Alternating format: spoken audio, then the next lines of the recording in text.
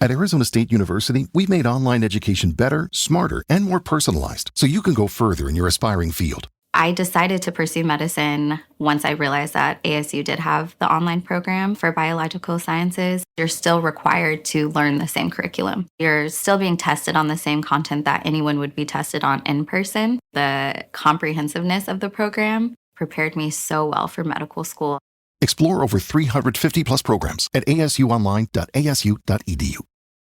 I earned my degree online at Arizona State University.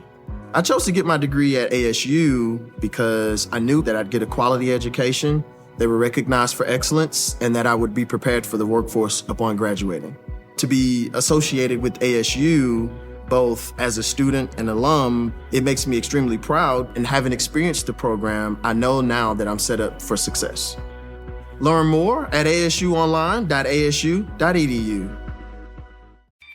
This is VOCM Open Line. Call 709-273-5211 or 1-888-590-8626. The views and opinions of this program are not necessarily those of this station. The biggest conversation in Newfoundland and Labrador starts now. Here's VOCM Open Line host Paddy Daly. Well, all right, and good morning to you. Thank you so much for tuning into the program. It's Wednesday, July the 2nd. This is Open Line. I'm your host, Paddy Daly. David Williams, he's produced the program. Let's get at it. If you're in the St. John's metro region, the number to dial to get in the queue and on the air, 709-273-5211. Elsewhere, toll-free long distance, 1-888-590-VOCM, which is 8626. I apologize in advance for my crackly voice here this morning. Little summer head cold out of nowhere. What a drag. Anyway, off we go. One of the local hockey players that kind of gets overlooked here when we talk about kids who have made it through the junior ranks and into the pros is Clark Bishop. Clark signed or re-signed with the Calgary Flames over the weekend. It's a two-way deal, average of $775,000. But Bishop was a fifth-round pick in 2014, been playing pro since 2016, and so congratulations to Clark. Great family. He's a great young fella. And now we talk about the Newfoundland Regiment coming to Mary Brown Centre this coming fall, September. They kick off their inaugural season as the Newfoundland Regiment at the Quebec Major Junior Hockey level. So we talk about, looking at the players of tomorrow through the junior ranks. 3 members of the Newfoundland Regiment got drafted in the most recent entry draft into the National Hockey League. Will Reynolds went in the 3rd round. He's a defenseman. Noah LaBerge, a defenseman, also a 5th round pick. And Dawson Sharkey, a forward, went in the 6th round. So got some budding NHLers playing for us this coming fall at the Mary Brown Centre. What do you think? And the Canada Games torch relay has made its way to the island. Couple of interesting things. Look, I'm all in on amateur sport, as you know, and looking forward to having a look at some of the Canada Games competitions. One of the concerns being voiced by some volunteers, and we've had these things addressed by Colin Corcoran, who's the volunteer lead at Canada Games. But here's a suggestion coming from a couple of listeners whose teenage kids are trying to get somewhere jobs which require a criminal background check and a vulnerable sector check. They feel like the Canada Games volunteers have been prioritized because one of these young fellas, the mother wrote me and said he missed the opportunity to accept the job that he was offered because he could not in a timely fashion get the background check. So I have no idea if there's a priority being given to one arena or another, Canada Games volunteers or otherwise, but that's the assertion coming forward from some. All right, so happy Canada Day. Hopefully you had an opportunity to enjoy some of the festivities yesterday. And, of course, Memorial Day kicks it off in the morning here in this province. And we do know there's a fire ban in place, which included a ban on fireworks. Yeah, well, maybe not. A lot of people certainly participated in the home fireworks displays last night in our neck of the woods, even though people were told repeatedly, and it is dry. There might be some wet, dewy grass when you take the puppy out for a pee in the morning, but it is still rather dry around here. So whether we like it or not, the ban is in place, and that includes the fireworks, and a lot of people in the east end of town anyway, and I see reported in many pockets of the Avalon Peninsula anyway, where there were plenty of people blasting them off. All right, so this weekend, thank you so much, Ottawa. We're allowed to participate in the recreational food fishery, Saturday, Sunday, Monday. Let me hear from you about what you saw on the water. See lots of cod coming out of the water, big as dogs. People getting their 15 in short order. There is going to be a review in the fall. people ask justifiable questions about if there could be a doubling in the northern cod stock, or pardon me, the northern cod total allowable catch, but yet here we are with 39 days, 5 per person, 15 per, you know the deal. So the fall review, what's that going to look like? You know, it's probably long overdue that there is some sort of review, but will there be an appetite to accept the fact that the strength of stock is different from zone to zone? So just imagine the issues that might be brought to bear if there are adjustments made for the number of days or the number of fish you can take, but it's different from zone to zone. So that maybe they increase the number of days and the number of fish you can take in one zone where the stock is healthier versus another. I can already give the department heads up. That's not going to fly. That will not fly, because even with just the rollover of the same predictable parameters regarding this year's recreational food fishery, just imagine if there was a disjointed difference between one zone to another based on strength of stock. Yeah, anyway. If you were out there, let us know what you saw. All right, as of yesterday, the sugar tax went away. So immediately, I knew full well when I opened up my email this morning that there would be examples of people continuing to be charged the sugar tax even though it was going away as of yesterday. So the big conversation there is, look, the intention from the onset was clear. It was tried to convince, based on pressure, based on price, to see people make different choices when they shop for their favorite beverage. So the 20% on sugary, sweetened beverages, we all know that it was a political hot potato. And that's basically what it boiled down to. One of the first acts when Premier Hogan came into office was to repeal the sugar tax. Then, lo and behold, as opposed to waiting to see if there was any data to back up the assertion that the sugar tax would be beneficial to people's overall health and potentially reduce interaction with the healthcare system, the most expensive thing in this province, the data was pretty clear. I'm not promoting reinstating any type of tax, sugar or otherwise, but the data would have been helpful had they waited. Because even if we just talk about the political optics of it, basically that's all it was. At the beginning, it felt like more inclined to be healthcare related matter. Then, of course, the opposition parties hated it. Most of the voters hated it too, I would suggest. But then the data proved that it was actually working. So what do we do with that?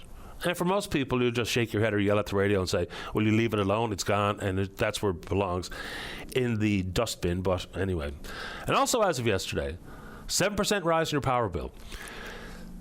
There's no coincidence that the 1st of July is the selected date for the annual adjustment. And I understand why that is. But that impact on your power bill, you don't really feel it in the summertime. Consequently, the story got a little bit of attention, and the PUB were in the media saying that if it wasn't for the rate smoothing and sending the utilities back to the drawing board, then the hike would have been like 15%, as opposed to the 7% that has actually now come to pass beginning yesterday. Had this been done, say, for instance, on January 1st, I think the public would have a much different reaction, knowing what our power bills look like in the winter versus what they look like in the summer. But those two things happened yesterday. You want to take it on? Let's go. All right, I see in the media there's conversations about education, justifiably so. Once again, the hard work really does begin in the summertime to prepare for September. And we can have a review of this past year, whether it be about the cell phone ban in the classroom, how that worked. Some people reach out and say, you know, some teachers are really hard and play hard on this particular regulation. Some just don't bother with it because they've already got a pretty big workload on their desk and on their shoulders. But then there's this one family, and this, I think it's the mother. She says her son has been picked on, I'll choose that word, picked on because of the use of the cell phone. Well, look, I mean, if you know your son is using the cell phone in school, maybe tell him not to do it before the teacher has to do it. But she does make an interesting point. This one child's teacher paid specific attention to the cell phone ban, and I get it. I mean, the engagement numbers seem to have gone up, you know, reduced the amount of disruption in the classroom, better outcomes academically, and you know the rest. But the lady did go on to say that, you know, as opposed to some of the other actions undertaken in the classroom, some incidents regarding violence and bad behavior and disrupting classrooms with nothing to do with the cell phone, some of that goes unattended to, while the teacher had a keen focus on the cell phone ban. But let's look back on the school year that it was, if you're so inclined, and let's look into the future. So, we know there's a teacher shortage, and there's a variety of reasons why. And sometimes I think we just think that this province is a standalone, an outlier with some of these issues that plague our public operations. But apparently not. Teacher shortage is a nationwide issue, and there's a variety of reasons as to why that is. So let's just give some numbers here. Overall number of educators in the K-12 public schools rose slightly, around 3% from 401,000 odd in 2018-19 to 413,000 odd in 22-23. But then you wonder why so many are leaving the profession or choosing not to enter it in the first place. So there was a survey that was conducted online, 5,000 responses from Canadian teachers, education workers, and principals. 80% of the respondents reported struggling to cope. 55% had experienced violence or aggression over the past year prior, and 77% called student needs significantly more complex than 5 years earlier. This is a budding problem. You know, we have all found out the hard way about what it means for, say, for instance, access to a family doctor. The issue was growing. It was right there, right in front of our eyes, and there wasn't a whole lot of political activity taking place, whether it be with increasing the number of seats at the med school and or offering incentives before it got to the state of affairs that it is today. I think the same thing can and should be said about teachers right now. We know that last week there was a story about $20 million in the most recent budget to attract some 400 people into 400 new positions to be created in the school system. You can only hope that we don't find ourselves in a teacher conversation akin to the family doctor conversation. Look, it's all bad enough if you're having a hard time accessing primary care. And we know the examples of where they're trying to make that better with the collaborative care clinics and what have you. But we can all just cross our fingers, knowing full well that how well we do or don't do in the K-12 system will go a long way to talking about interaction with the healthcare system, the criminal justice system, jobs and the tax base and all the rest of it. So let's hope that we don't fall prey to that family doctor conversation in the world of academia. Oh, and I'll add to it, inside those 400 new positions to the tune of $20 million, you know, you can talk about teaching assistants and teachers proper and guidance counselors, but still no specific mention of speech language pathologists in that, and that's a big conversation that we should indeed continue to have. Let's do it. All right, just a quick sip of coffee here. We're back. All right. So, festival season. You know, everyone in the province who is close by a music festival will, well, not everyone, people will appreciate the opportunity to go see their favorite acts at their favorite venues, and there's plenty of options to choose from, certainly in this part of the province. This year will be the 49th annual Newfoundland and Labrador Folk Festival, and by the looks of it, will be the last. They've run into a bunch of financial difficulties, and we can talk about, you know, the hired staff versus the volunteer board and all the rest. One thing I will say is, as a member of a board of something like a music festival or any sort of volunteer type of board, it's completely thankless, and people who have never been involved are the very first to complain at the top of their lungs at every single turn. But the Folk Fest will be a big loss. So people talk about getting too big, too fast, and, you know, spending too much money on these types of acts. It's hard to know where to draw that line. The organizers of all these festivals want to do their best to provide the type of entertainment people want. They want to do their level best to ensure that the people brought in as performers will get the tickets sold, and consequently the ability to keep, in this case, the Folk Arts Council, their head above water. We can talk about the unfortunate reality they were unable to attract annual core funding from Arts NL and all the other moving parts in this conversation, but that's a real shame. Anyone who's ever spent a pleasant summer evening in Bannerman Park at the Folk Fest, I think, to a man, to a woman, would say, quite enjoyable. And to know that it's probably going away. We're told that this year will be the last year. Won't make it to 50. And that's the conversation we want to have. Let's go. All right. Into, I would imagine, more important matters. So we had the Auditor General, Denise Hanrahan, on the program last week to talk about the most recent report from her office about travel agency nurses. And we can dig into the $214 million and the to and fro between NL Health Services and the Auditor General and the Registered Nurses Union. Talking about some of the numbers maybe misrepresent our reliance on travel nurses. Dr. Pat Parfrey, at the helm of NLHS, says that some of the numbers may be slightly misleading, given the fact he tells us that we've reduced the reliance to some 42%. Some of the disparity about the numbers, the date of the invoice versus the date of the payment being made, maybe paint a different picture than what is the reality on the ground. Fine. And okay. The biggest issue here is not necessarily about the reliance on travel nurses and the amount of money spent. It's about the process. It's about the protocols. It's about the contracts. It's about adherence to the contracts. So yes, we can talk about the money. Important, of course it is. And we can talk about how that could have been better spent with public sector hiring for full-time permanent jobs versus some of the stories we hear about offering of casual employment and all that kind of stuff. All right. Governments will change. So unless this is a careful look at the structure, and if there are people out there who have been involved in any assertion from the AG or otherwise that there may be possible examples of fraud, look, the whole concept of heads must roll. In this case, probably so. So, I won't go so far as there need to be a public inquiry, what have you, but we need to know a lot more here. And we need to know more from the government about simply saying we accept the recommendations, we understand the concerns of the Auditor General. If there are examples where contracts were overlooked, whether it be through levels of obliviousness, incompetence, or potentially fraud, that report is damning. We can use the adjectives of scathing or scandalous, whatever you want to talk about. But if there are any examples of actual criminal fraud, let's do more than say we accept the recommendations come from the Auditor General, which is the same platitudes you get every single time when there's any Auditor General report submitted to the government. This one feels different to me.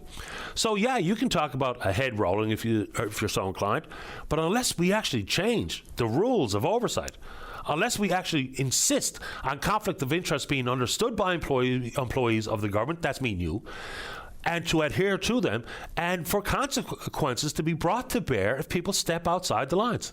So we can take on the AG report, and I think we absolutely should. Yes, individual responsibility, but into the future, the structure has to change. The process has to change. It has to be tightened up, obviously. Why? It's our money. I know it's easy enough to be spending other people's money, but this circumstance and this report is as bad as of any report I've seen from the AG. Well, at least in recent times. We can talk about it. All right. So the real estate market. Interesting story out there today where, look, it is extremely aggressive. You hear multiple stories of multiple offers on multiple listings, people bidding like $80,000, $100,000 over ask, which is remarkable to me. But the story goes on to talk about one of the caveats people might put forward to make their bid more attractive is whether it be with very short closing dates and or the elimination of a home inspection. Getting a home inspection is an excellent idea. It's the biggest purchase most of us will ever make. And to get in to eventually find out months or years down the road that an inspection might have revealed X, and of course it was not identified, consequently you're on the hook. The bigger part of that conversation, for me anyway, is that what we really should do here is, given the fact home inspections are really important, but we don't have any regulatory body that looks at home inspectors.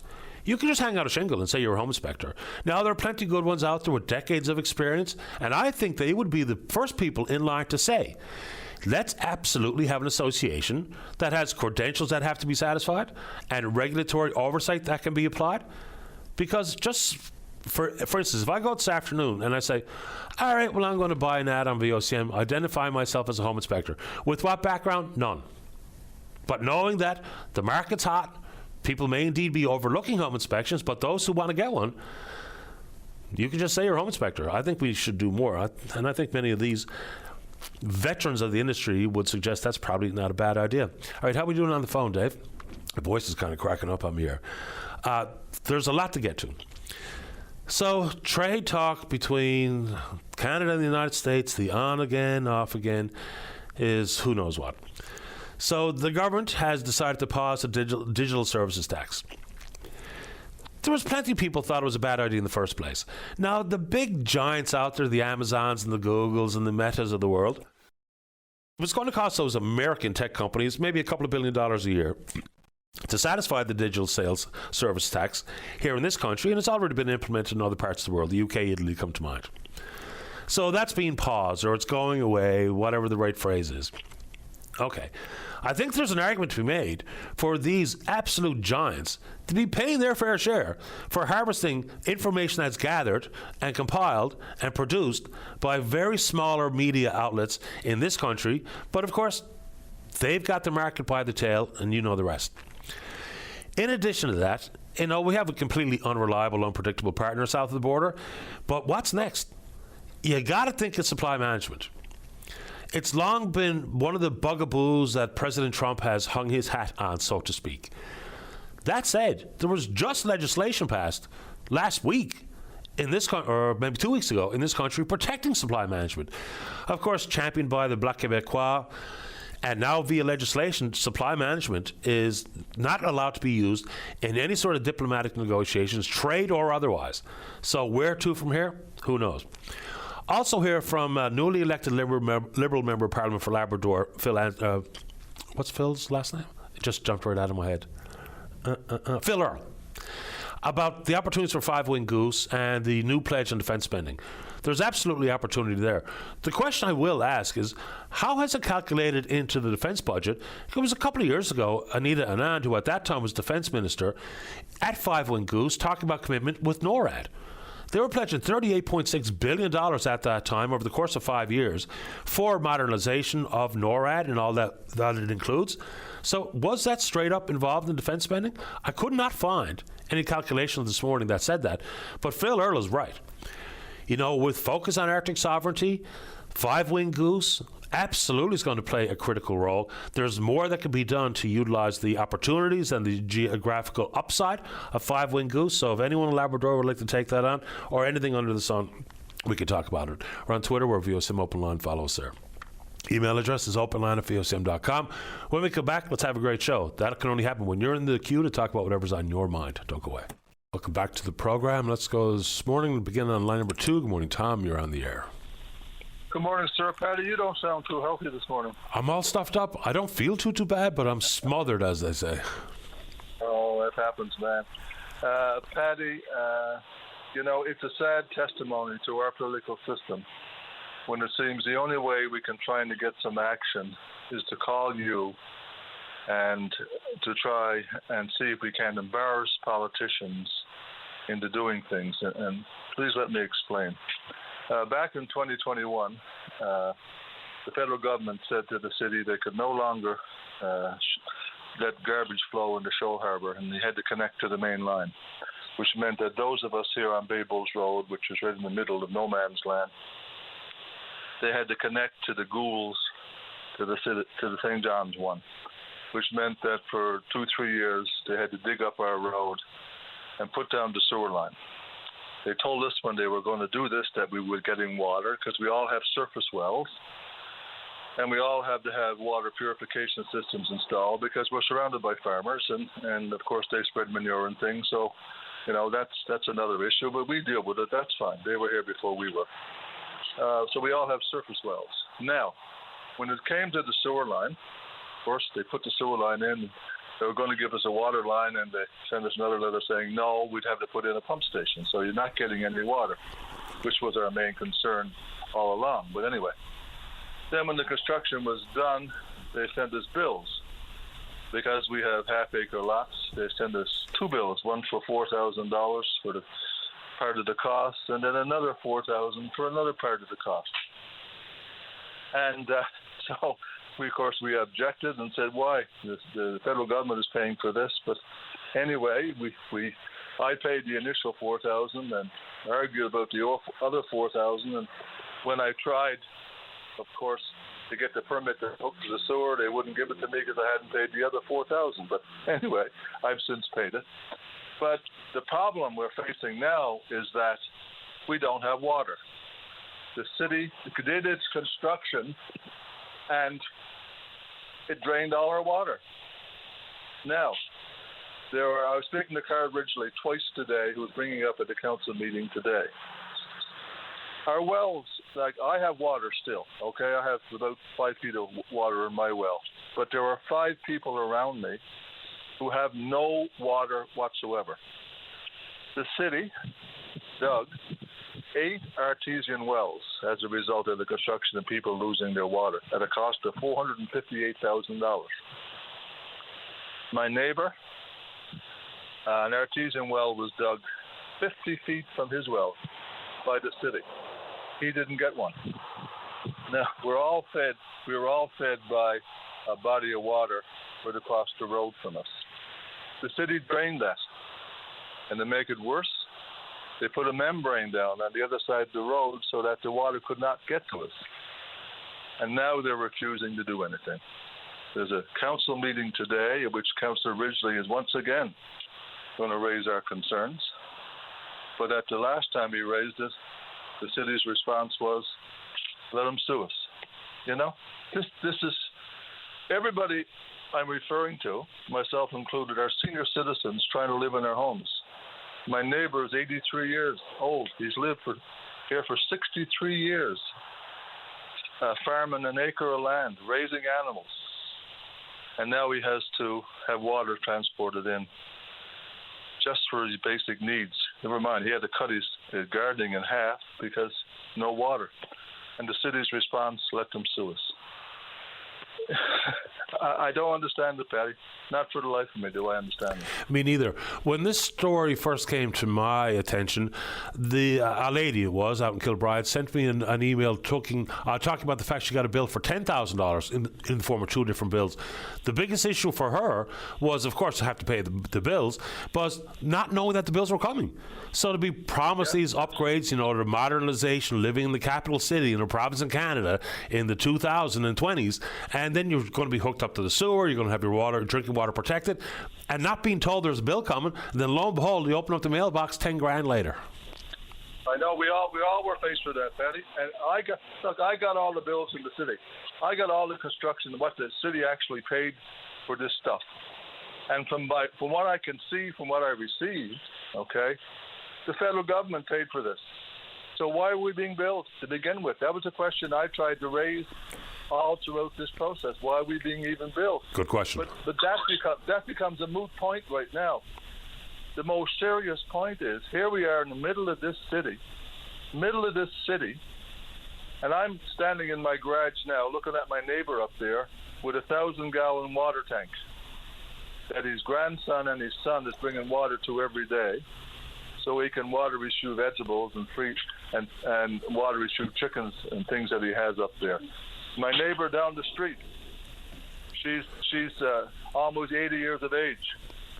Her husband has Parkinson's. She used to raise 100 pigs. Now she's got to bring her laundry to a laundromat because she's got no water. Up from me, there's three people to the left of me who have no water whatsoever to do anything. And there's only one thing that caused this. One single thing that caused this was the road construction where they drained our water.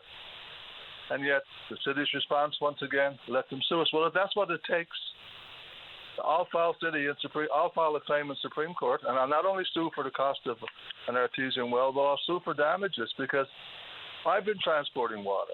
You know, I have a 10-year-old son. You know what it's like to have a 10-year-old son, how long do I want to spend in the shower? I got to time him now when he has a shower so that, you know, he's not in there all night. My wife's a healthcare worker. First, she spends more time in the shower than she spends at home. She's got a shower at work. I'm volunteering for the Canada Games. I think they're going to boost me out of the place because I stink, because I'm not charming enough, because we have no water. City's response, let them sue us. You know? I don't know. I'm sorry that the vent here this morning, but everybody calls me. All the neighbours are calling me. And Councillor Ridgely is doing the best he can to present our case, but it seems that everything is falling on deaf ears. You know, if anybody is listening out there, that's councillors going to the meeting tonight, for goodness sake, or this afternoon, I mean, for goodness sake, recognize the fact that we have no water.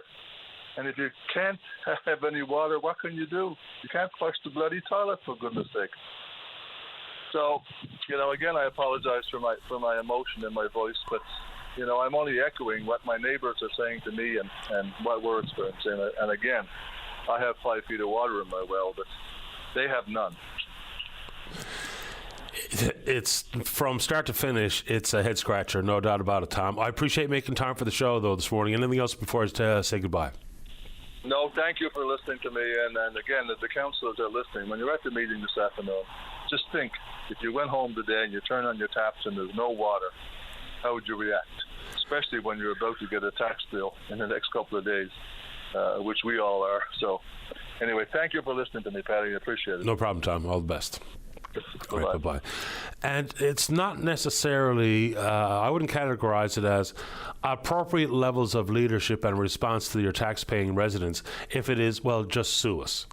What? Let's take a break. Don't go away.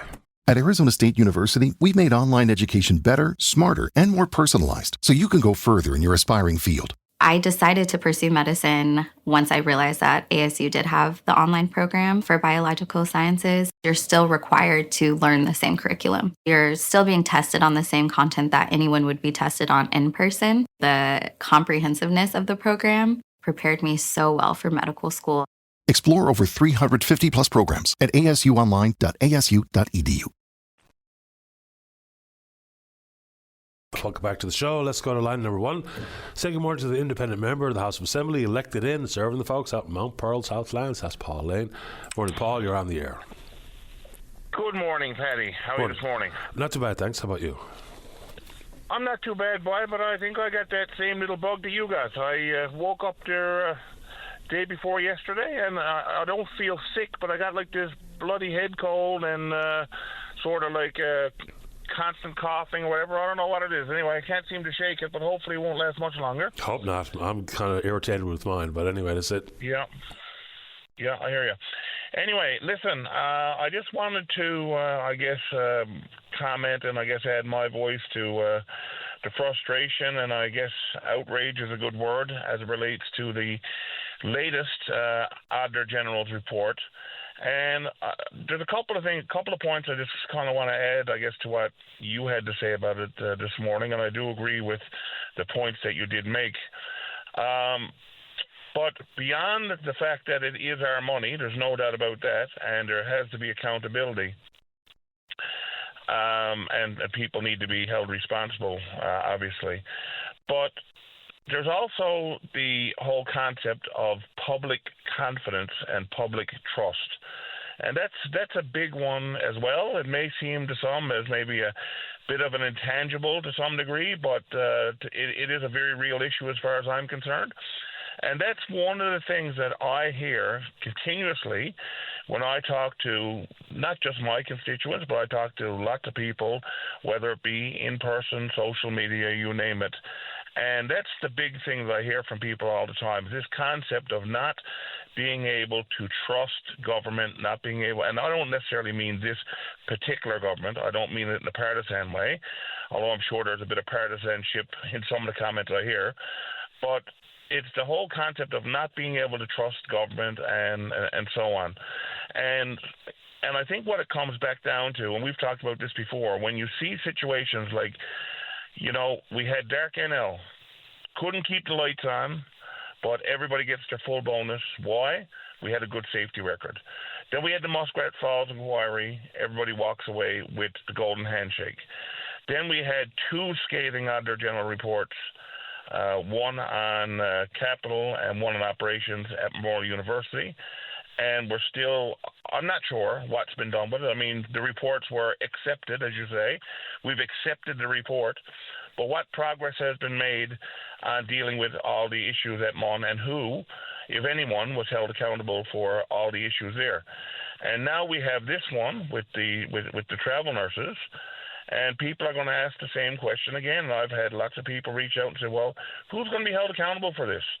What systems are going to be put in place to who's going to investigate this, for one thing? Because if we're only going to have the same people that have the ultimate responsibility, maybe not necessarily directly but indirectly for the travel nurses as an example, and are they going to be investigating themselves? They're going to accept the report and they're going to say, oh yeah, we shagged up here, we shagged up there.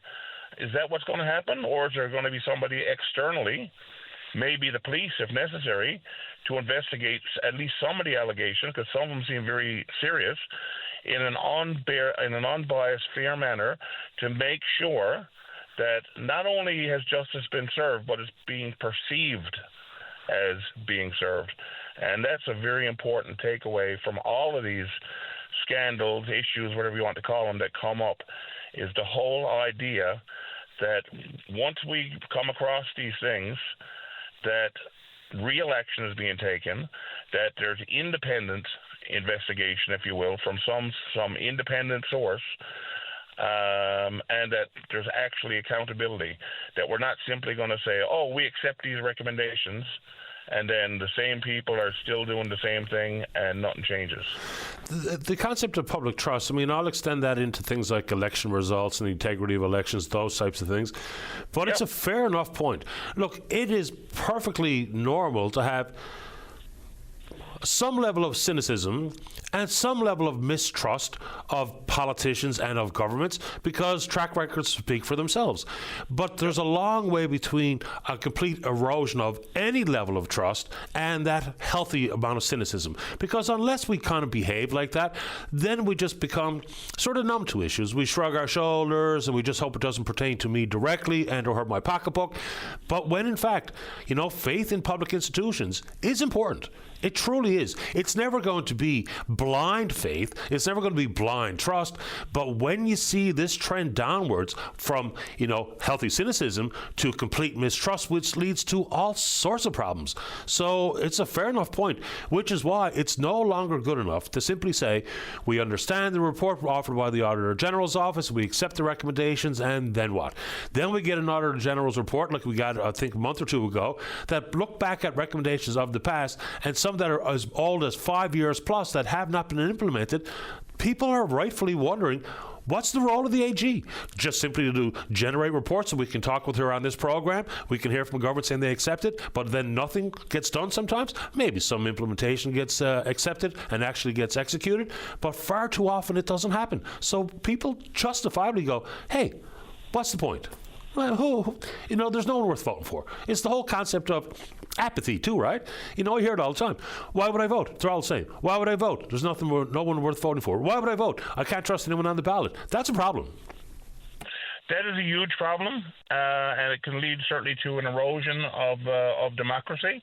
And you're absolutely right. We need to have trust in all of our public institutions. And when we have these types of things that are happening, and we've seen far too many of them, and then there's this real or just as importantly, perceived non-action, then that's only going to add to that. So, one of the things I would like to see personally, I've said this before, I've raised it in the House Assembly, and I'm sure it's not beyond our ability to do. I think any IT person, anyone with any basic knowledge of a computer could simply have some sort of a site, if you will, where once the Auditor General or the Chief Information Officer or the Citizens Rep or the Seniors Advocate or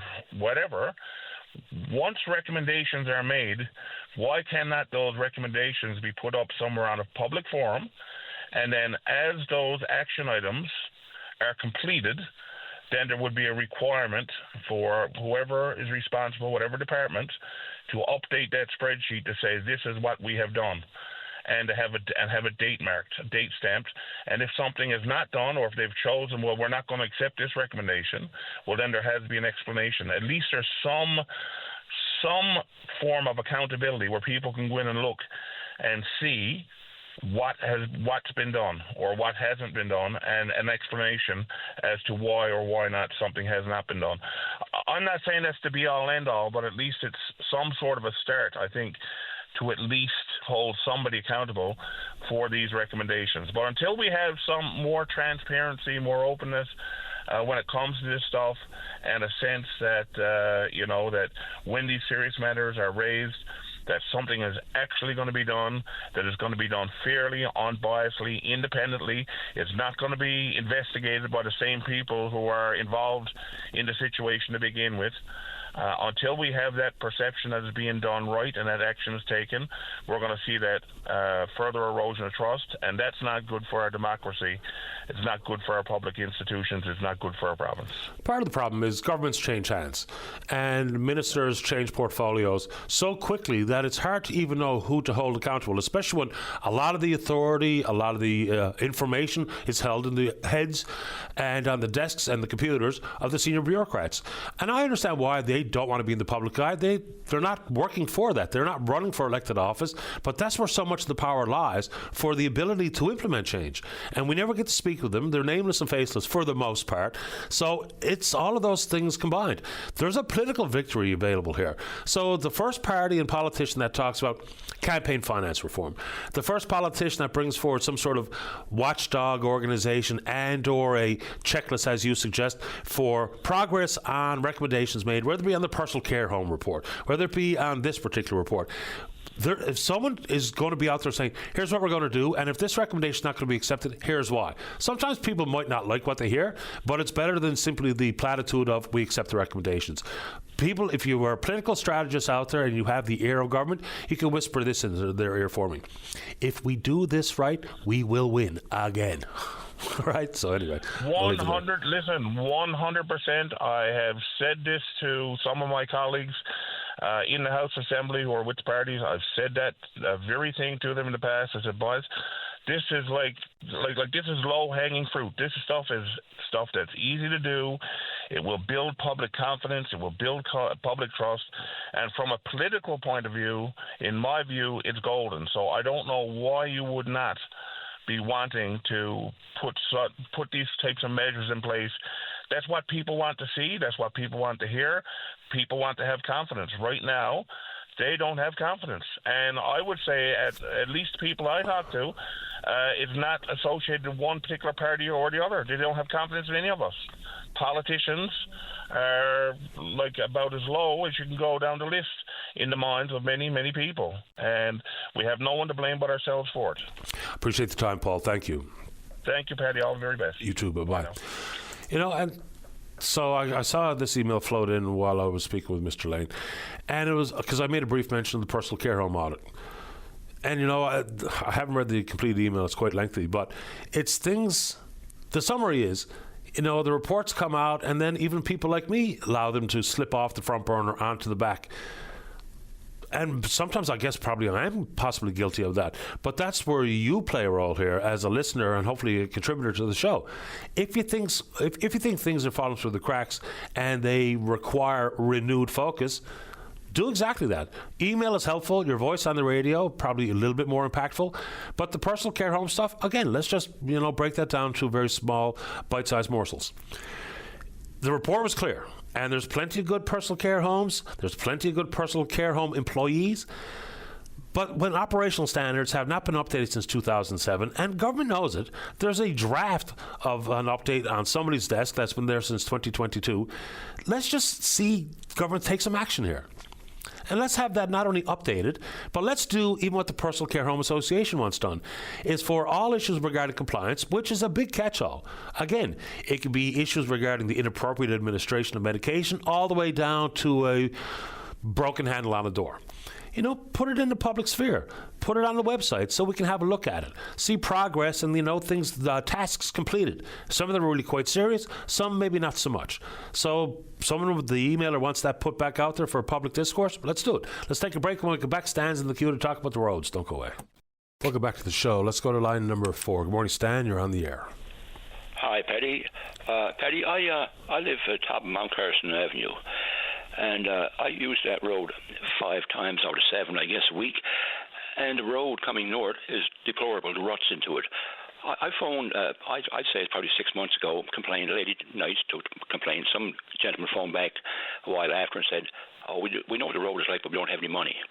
Now, that made me mad enough. I was going to call you the next morning and complain like I'm doing now and start a GoFundMe, see if I can embarrass them enough to see what they can do about the road. Anyway, I phoned again last week. Lady said, I remember your call.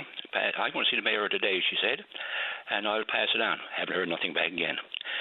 I mean, I've seen construction further, just over from us, further over, all kinds of money spent over there. Sure, it's probably needed. But ruts in the road, one of the main drags going through Mount Pearl, thousands of vehicles every day using Mount Carson Avenue. And you got to stagger those ruts. towards the curb or towards the centre of the road. One mistake and you're into the curb or out oncoming traffic. And no calls back, nothing mentioned about the road. So what do you do? I told the lady, I said, I'm going to start complaining up here, or going around the doors. I'm living at the seniors complex at top of the street up there, right? There's probably 240 people at any given time living up here. I might go around knocking on doors and tell them, the story I'm telling you now. I'm not satisfied with the work not being done, and campaign against them. Don't vote for him, the mayor. Don't vote for the mayor. You can't get no call back from him when you got a serious. I think it's a serious problem. Ruts in the road that you can get dragged one side or the other and have an accident. When's the last time that bit of road got any TLC? I don't remember when it got done. I know I call it Walton's Mountain, the next intersection over.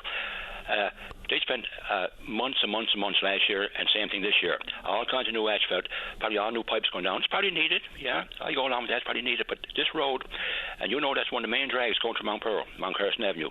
Oh, yeah. And I haven't seen nothing done. Yeah, I mean, for councils, I would suggest that just about every council in the province has people asking about road work where they live, including the city of St. John's. There's plenty of terrible roads around here. And an answer isn't necessarily, well, we don't have any money. Again, the messaging should be a little bit more clear.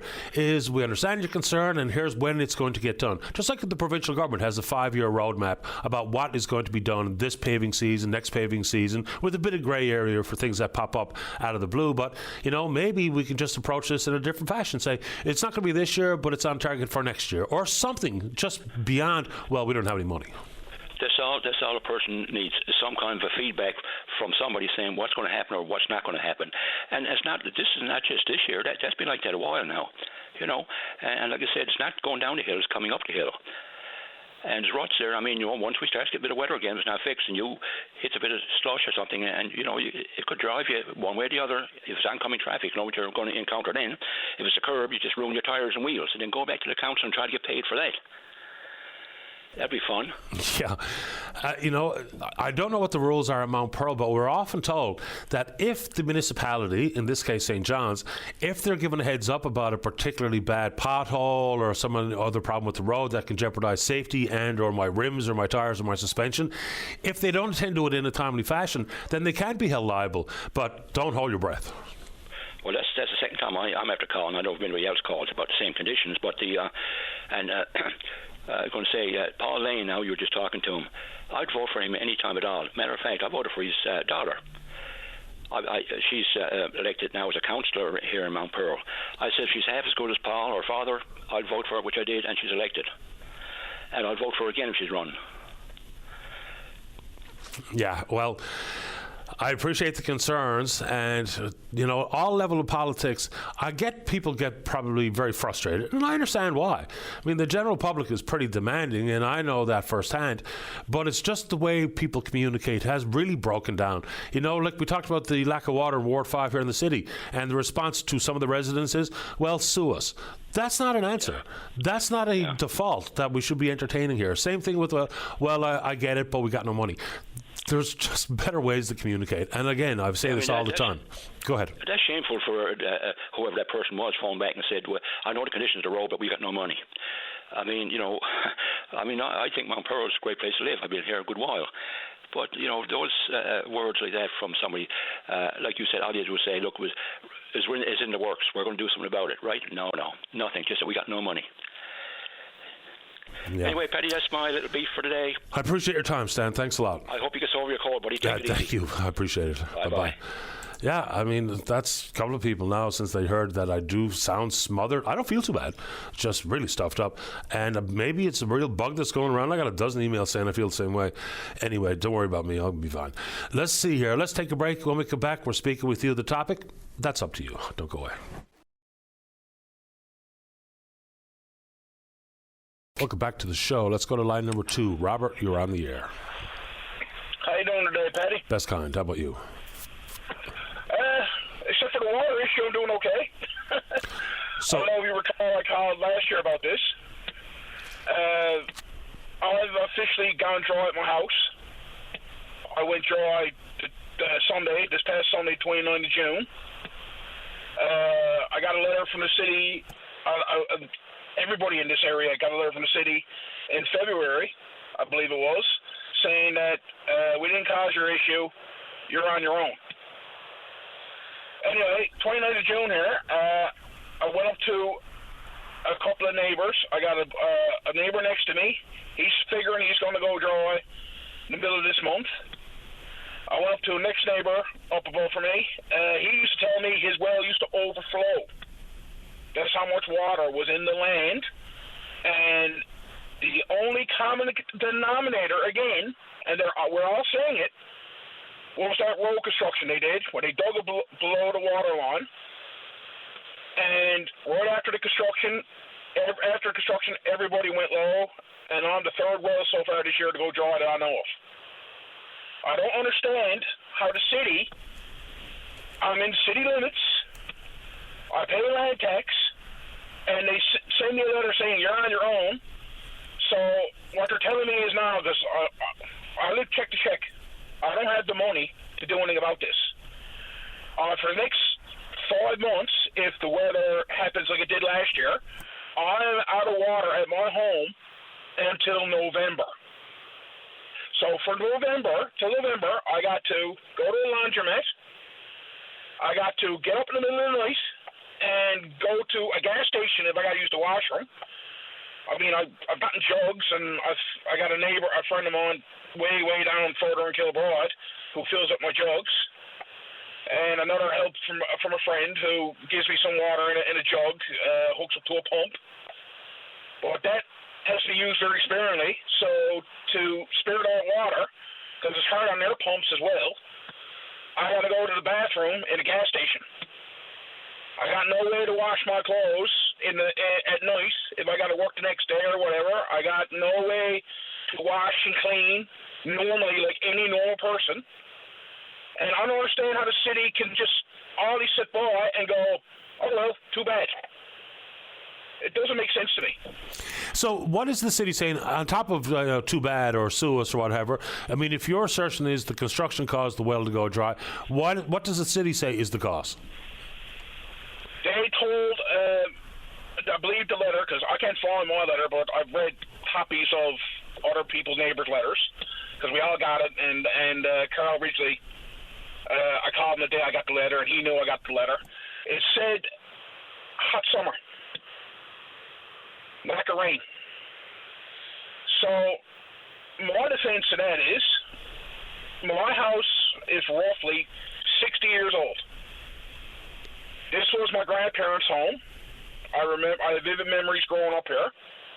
My grandparents sold the home to a couple. Never a water issue, never recorded. We looked at the agreement when my late mother bought this place. I moved here in around 87. Never an issue with water. Here I am. I think I was math is bad, but I was a kid when I moved here. I'm 48 now. Never an issue at all with water until that road construction. So the city is trying to convince me that 60 years or maybe longer, because I'm not sure when the house was built, 60 years, we never had a hot or dry summer? Ever? We have. And the water was never an issue. I mean, I was a kid. I was, out running around with my friends, not paying attention to what I was doing. I'd leave the tap on, and my mother would chastise me for wasting water. But there was never a water issue. That's when I was a kid now. There was never a water issue until now. I noticed a couple of weeks back that the well was low, so we started trying to conserve water. But that didn't do any good to me because the 29th, the taps went dry. So they're telling me, well, it's not our fault. We had a hot, dry summer. You're out of luck. You're on your own. Here we are again. Now, instead of me going dry in August, I went dry June. So they're basically, if the pattern holds, because we had that big rainstorm, you remember, last November, and then since then with rain and snow or whatever, the water held. But if the pattern holds, I'm out of water at my home until November. And it just baffles me in 2025 that a municipality is saying, oh, well, Too bad. Figure it out on your own. I don't have the money for that. I don't. I live check to check, Patty. Most people do. Yeah, look, I'm sorry to hear it. I'm going to try to see if I can't get any further commentary from the city, even about what can be done. Because if it's simply, it's a dry summer, and as you just talked about, 6 decades worth of summers had to include some dry-ish summers, and if there wasn't an issue in the past with water, then there's a question that needs an answer. Yeah, I agree 100%. And it's not, obviously it's not just me trying to cause a problem. It's this whole area. All of a sudden, we've all gone dry or next to it. And there's no other connection we're making here other than that road work. And I have a friend of mine up the road who was on one of the crews that was doing the road work, and he still states to this day, when they got down so far, they had to put up to 4 or 5 pumps into the hole to keep the water out of it, because it's like they struck oil, but it was water. And the water just came up like the ocean. And that was going down, like you said, that was going down below the water line. That affected our water. A friend of mine who is past this trouble area, he's up 10 feet in water. He's up harder than he's ever been, and he's been here longer than me. Because they built the French drain, and the water's drained towards the city. But the city's not taking any responsibility whatsoever for this. They're trying to pass the buck. And I don't have the money, even if I don't have the money to say, okay, no, it's not your fault. I'm going to get a company in and give me an artesian or whatever they got to do. I don't have that money. I don't even have that kind of credit to do that. So you're telling me in 2025 I'm going to live without water for half the year. Thank you, City of St. John's, and thanks for taking my land tax for no reason. We'll follow up and see if we can't get anywhere. No promises, but I'll give it a shot. Thank you, sir. I appreciate your time, Robert. Good luck. Take care, sir. Okay, Bye-bye. You too. Bye-bye. I mean, fair enough. People with lived experience and knowing that water has not been an issue until this, and then all of a sudden it's just blame it on the lack of rain. There's been plenty of summers where there's been very little rain. I mean, just think back. It's not that long ago we were told, can't be washing our vehicles, can't be watering the lawn. Why? Because it was dry. In those same summers, were the wells running dry in Kilbride? I don't think so. Anyway, let's get another one before we get to the news or the break. Line number 3. Kayla, you're on the air. Hi, Patty. How are you today? I'm okay. How about you? Good. I'm calling about NL housing on how my brother got the house damaged everywhere. Okay, what happened? My brother got anger issues. He punched holes in the walls. Uh-oh. And all that. And housing hasn't came in yet to fix it up. They're saying they're coming in, but they haven't come in. There's graffitis on the wall in the room I'm staying in, and there's holes in the walls and all that. And housing kept saying they're coming in to fix it, but they haven't touched it yet. Well, I don't want to be mean-spirited here, but if your brother is causing all the problems himself, then I would imagine that's well down the priority list for repairs to be completed. What do you think? Yes, but he's moved out, so they should come repair it. But and not only that, my friend woke up the other morning, and there was the house is gone. The house is rotten. If you walked in here, you would leave in 5 minutes because it smells like cat piss. And the other morning, my friend woke up, and he woke up to the smell of strong cat piss and dog poop in the basement and cat piss. Okay, now you said that a few times. Piss everywhere. But Kayla, that's not an anger issue. That's just people that are operating without any consideration for the fact that they're in Newfoundland and Labrador housing and they need to do better. So punching holes in the wall, yes. I mean, graffiti's not an anger issue either. Neither is, taking care of your pets so that the place doesn't stink like the pet. I take care of my pets, my dog and my cats, but my mom don't take care of her cat, and her cat is the one that's peeing in the house. Gross. So where's your brother moving? Is he being evicted from housing? No, he's not being evicted. He just moved out with his girlfriend. Okay. Mm-hmm. Yeah, so I mean, the same thing for anyone who's living in subsidized housing is, look, some people need that leg up. Some people need that kind of support from the government. But that should come with some personal responsibility, like not punching holes in the wall, like take care of your animals, not, putting graffiti on the walls, because someone's got to live in that house behind you, and we're just piling up repair bills that we needn't have to incur. So I'm... Yes. Anyway, anything else quickly, Kaylee, before I have to go? Well, like I said, housing isn't doing nothing, and the house is back to shit. Yeah. If you know what I mean. I think I do. I appreciate this, Kayla. And again, with the amount of work that's got to be done to reopen some units belonging to Newfoundland Labrador Housing for repairs that need to happen because, things happen in the homes. Some of these units are quite old. So there's a pretty long list of repairs need to be done.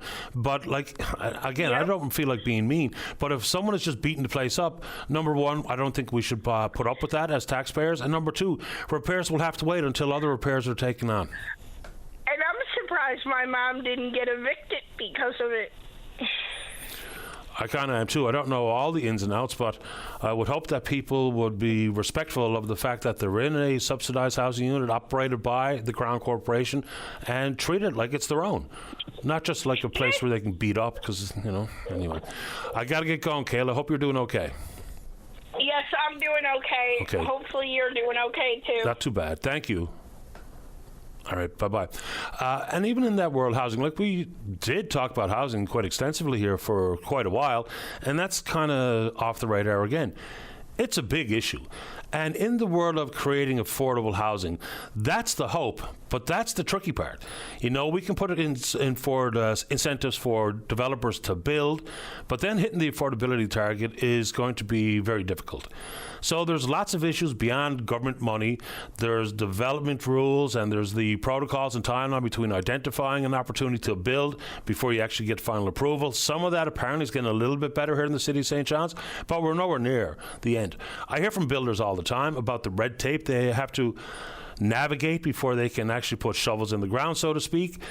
But in the world of subsidized housing, it probably is pretty important here for that level of respect for the fact that the taxpayers are hoping and wanting to help and understanding the need for help, but that does come with the need for people who get the housing units to respect them like it's their own property. I don't think that's a lot to ask.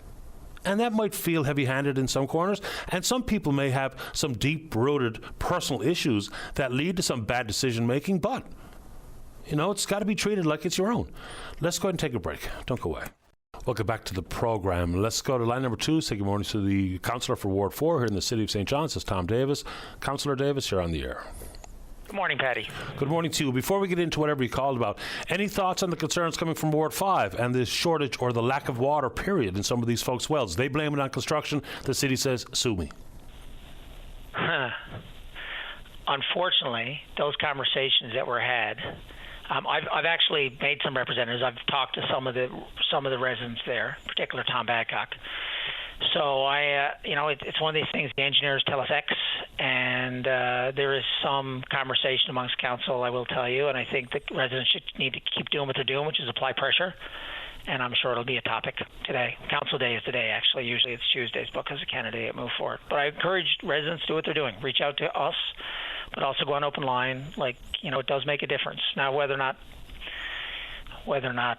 they get the result they want, I would encourage them to keep doing what they're doing. Squeaky wheel, democracy, all that stuff, election year. Because as described by even Robert, talking about a home that's been there for some 60 years, and to blame it on a dry summer when they haven't incurred these types of dry wells in the past, something doesn't add up. Because I also mentioned, I was told there several years ago not to water my lawn, not to wash my car because of the shortage of water. At the exact same time, the wells weren't running dry in Kilbride. So I think there's more to understand here. Definitely, geotechnically, there's been changes. Whether that's what's causing the well or not, that is the $1 million question. But again, keep doing what they're doing, and I will definitely we'll definitely have conversations today. I'll be bringing it up. I'm sure the Ward 5 Councillor Ridgely will be bringing it up. So let's see where it goes. Okay. And you called about what this morning, Tom? Well, I want to take off the council hat 100%, and I want to just start with yesterday, Memorial Day. And, you know, we spent a lot of time, you and I, talking about where the province is now. And I always get brought back to when I visited Beaumont Hamel, and I could feel the pain, and you can see that site and those brave Newfoundlanders and Labradorians, you know, really, I'm not going to say the best, because who's to say they're the best, but they really were the most courageous, the most ambitious. You know, a lot of families all over the province sent their boys mostly. I mean, women did serve, but, you know, into those trenches. And they climbed out and ran into machine gun fire. And that's the same DNA that's coursing through all our veins, anybody who's, you know, from this province, whose genetics are in this province. And when I look at the challenges that we're facing, I keep reminding myself, and I'd like to remind other people, that humans don't evolve that quickly. It takes, you know, tens of thousands of years for us really to fundamentally, for our DNA to change. And that's not the world we're in right now. So, you know, a lot of our problems can be faced by courage and by getting out of our own ways a lot of times, and maybe not putting ourselves first. Now, I want to juxtapose that onto the Auditor General's report, but not so much specifically, but more generally. I was, you know, as a lot of people know, I have a business, and we were in a community, and we were doing one of our activities, which was like a jelly ball shooting range. And I was on that range, and I was giving someone a break, and one of the bouncy castles needed some help, so I ran over to the bouncy castle. And I'd made sure all the jelly ball blasters were empty, and all of a sudden I heard jelly balls being shot, and I looked over, and there were kids there shooting jelly balls at the range. And I ran back over, and there was a parent there. And I said, "Boys, what are you doing?" They'd actually filled them up themselves and were shooting away. And the mom's response was, they basically said, well, Mom said it was okay. And Mom's response was, "Oh, you got caught." And to me, that says a lot about where we are right now, and it says a lot about these Auditor General reports and about a lot of the scandals. And it isn't fair just to poke at the public service, because I think that there's a lot of incredible Newfoundlanders, Labradorians who put others first, and young and old. And you and I come across incredible young people in athletics and in academics who really make us proud, like young Hyde now, who's the voice of the new hockey team. I mean, there's a lot of incredible stories. So I don't want to disparage everybody, because, you know, we've got some incredible people doing great work, both in the public and the private sector, and young and old. But I really think that we've lost our way morally, and I really don't know how we get back to those incredible, the Newfoundlanders and Labradorians, the ones who we held up as an example of how to live our lives. You know, when you have, a lot of times people think I'm very critical of nurses, but I'm not. I look at nurses as being like the hardened coal miners down the coal mine, not the canaries. The canaries are long dead in Newfoundland and Labrador. When the challenge is that far, that the most honorable of us, the most respected of us, the ones who who would run into the machine gun fire, which are the nurses every day, when we've got to basically bribe a lot. Now, there's still a lot of incredible nurses and I have family who are nurses, and I have a great deal of respect for nurses. I just feel like the narrative, everybody creates a narrative every day that helps them sleep at night. We all do. And when the narrative in the province is retire as early as you can, get as much money as you can, why would you make sacrifices? When that's around the water cooler, both private and public, that has knock-on effects. It affects our children, and it affects who we are. When we look at the baby boomers and the older people, and we look at how they view us all, and every generation, every older generation says that. You and I are in the middle, or maybe past the middle, but I just feel like somehow we ought to have this conversation out loud, that we've lost our way, and I don't know how we find it. Okay, I mean, I think at some point, though, we also do romanticize the good old days, not necessarily characterize them for how they actually were, but how we think they might have been. So I'll add that to it. All of that said, what does this have to do with the Auditor General's report? Well, I mean, what the Auditor General basically said, not only were we being fraudulently billed by outside companies, which is what everybody wants to focus on, including the politicians, but that the people we pay a lot of money at a whole bunch of levels to watch the public purse weren't doing their job. In addition to that, we had managers and people who are in positions of power and access who are significantly overcharging the taxpayer for accommodations. And that's only the stuff we need. You have Mike, of course, who comes on all the time, and he talks about different parts of government where similar situations happen. So, remembering back to the PERT report, Moira Green's report, when they interviewed senior management, what they kept hearing was that budgets were nominal, were like, hopefully you hit a budget, deficits didn't matter. So it's not a new thing, but it's getting more and more endemic. And we can't keep our public services running without borrowing huge sums of money, because that's all these raises. When there's doctors, nurses, teachers, any employees who we actually have to give raises to, all that money is borrowed. It's not magically manifested. It is borrowed. And that's real. And until we get back to the fact that whether you're a host or a business owner or a parent or a public servant, that you need to try and find that balance. You say we romanticize the old days, and that's somewhat true. Of course we do. Everybody does. However, there's no debate that volunteerism, it's not dead, but for the most part, it's driven mostly by self-serving interests. You know, a lot of volunteerism in Newfoundland and Labrador is driven by people volunteering to help the sports teams that their kids play on, or the Girl Guides, or whatever type of things. But when you look at the true public service, the unselfish public service, the Rotaries, the Lions, these groups, and you extend that to the Folk Festival, which again had to pay its staff. They used to run it on volunteers, had to pay its staff. Now it's no longer viable. This is all leading to one place, which is an unsustainable province, which we already are. And when you have to bribe people to get out of bed every day, when you reach a certain point, those people work less. They retire earlier because they have plenty of money. And you can't force them. Dr. Haggie got in trouble a little while ago for kind of preaching at the med school students, basically telling them to suck it up. Well, they didn't want to hear that. And the province didn't want to hear it. And everybody ran and said how bad it was to say that. Well, the reality is that we all have to suck it up. At every level, everybody has to figure out a way to put more into this province. Like I don't know how much more obvious it has to be when, you can't keep healthcare going. You can't keep folk festivals going. You can't keep all these things going because literally people are putting themselves first. And that doesn't work. Human beings only thrived because we came together and we work together in a community. When it's every person for themselves, that community fails to continue to function. Ants and bees would never organize themselves the way we're organizing ourselves now, because they would die. And that's what's slowly happening. And people who are suffering, whether it's healthcare or the kids not getting what they need in schools, or just humans in general, just not being happy. I mean, the depression and the level of happiness is plummeting. And again, it's all connected to purpose, to self-centeredness, and it's happened slowly, but like all things, you reach a tipping point and then it drops off, and that's what's happening. And until you need these services, until you need a functioning society, which we all do, and we don't realize it, to harken back to the Holocaust, the Germans came for the homosexuals, they came for the colored people, and people stood by and watched it all happen until eventually there was nobody left. That felt a little bit drastic. Well, do you know what? It's drastic, but if you need an internist, or right now, I'll tell you what, it's pretty scary. There's a lot of people suffering, are going to die needlessly, and are going to suffer needlessly, and that's just one example. And that flows through, whether you need service on an administrative level, and even into the private sector. And again, it's not just all about the public sector. I believe it's endemic. I think it's gone through the school systems. I think it's in our young people.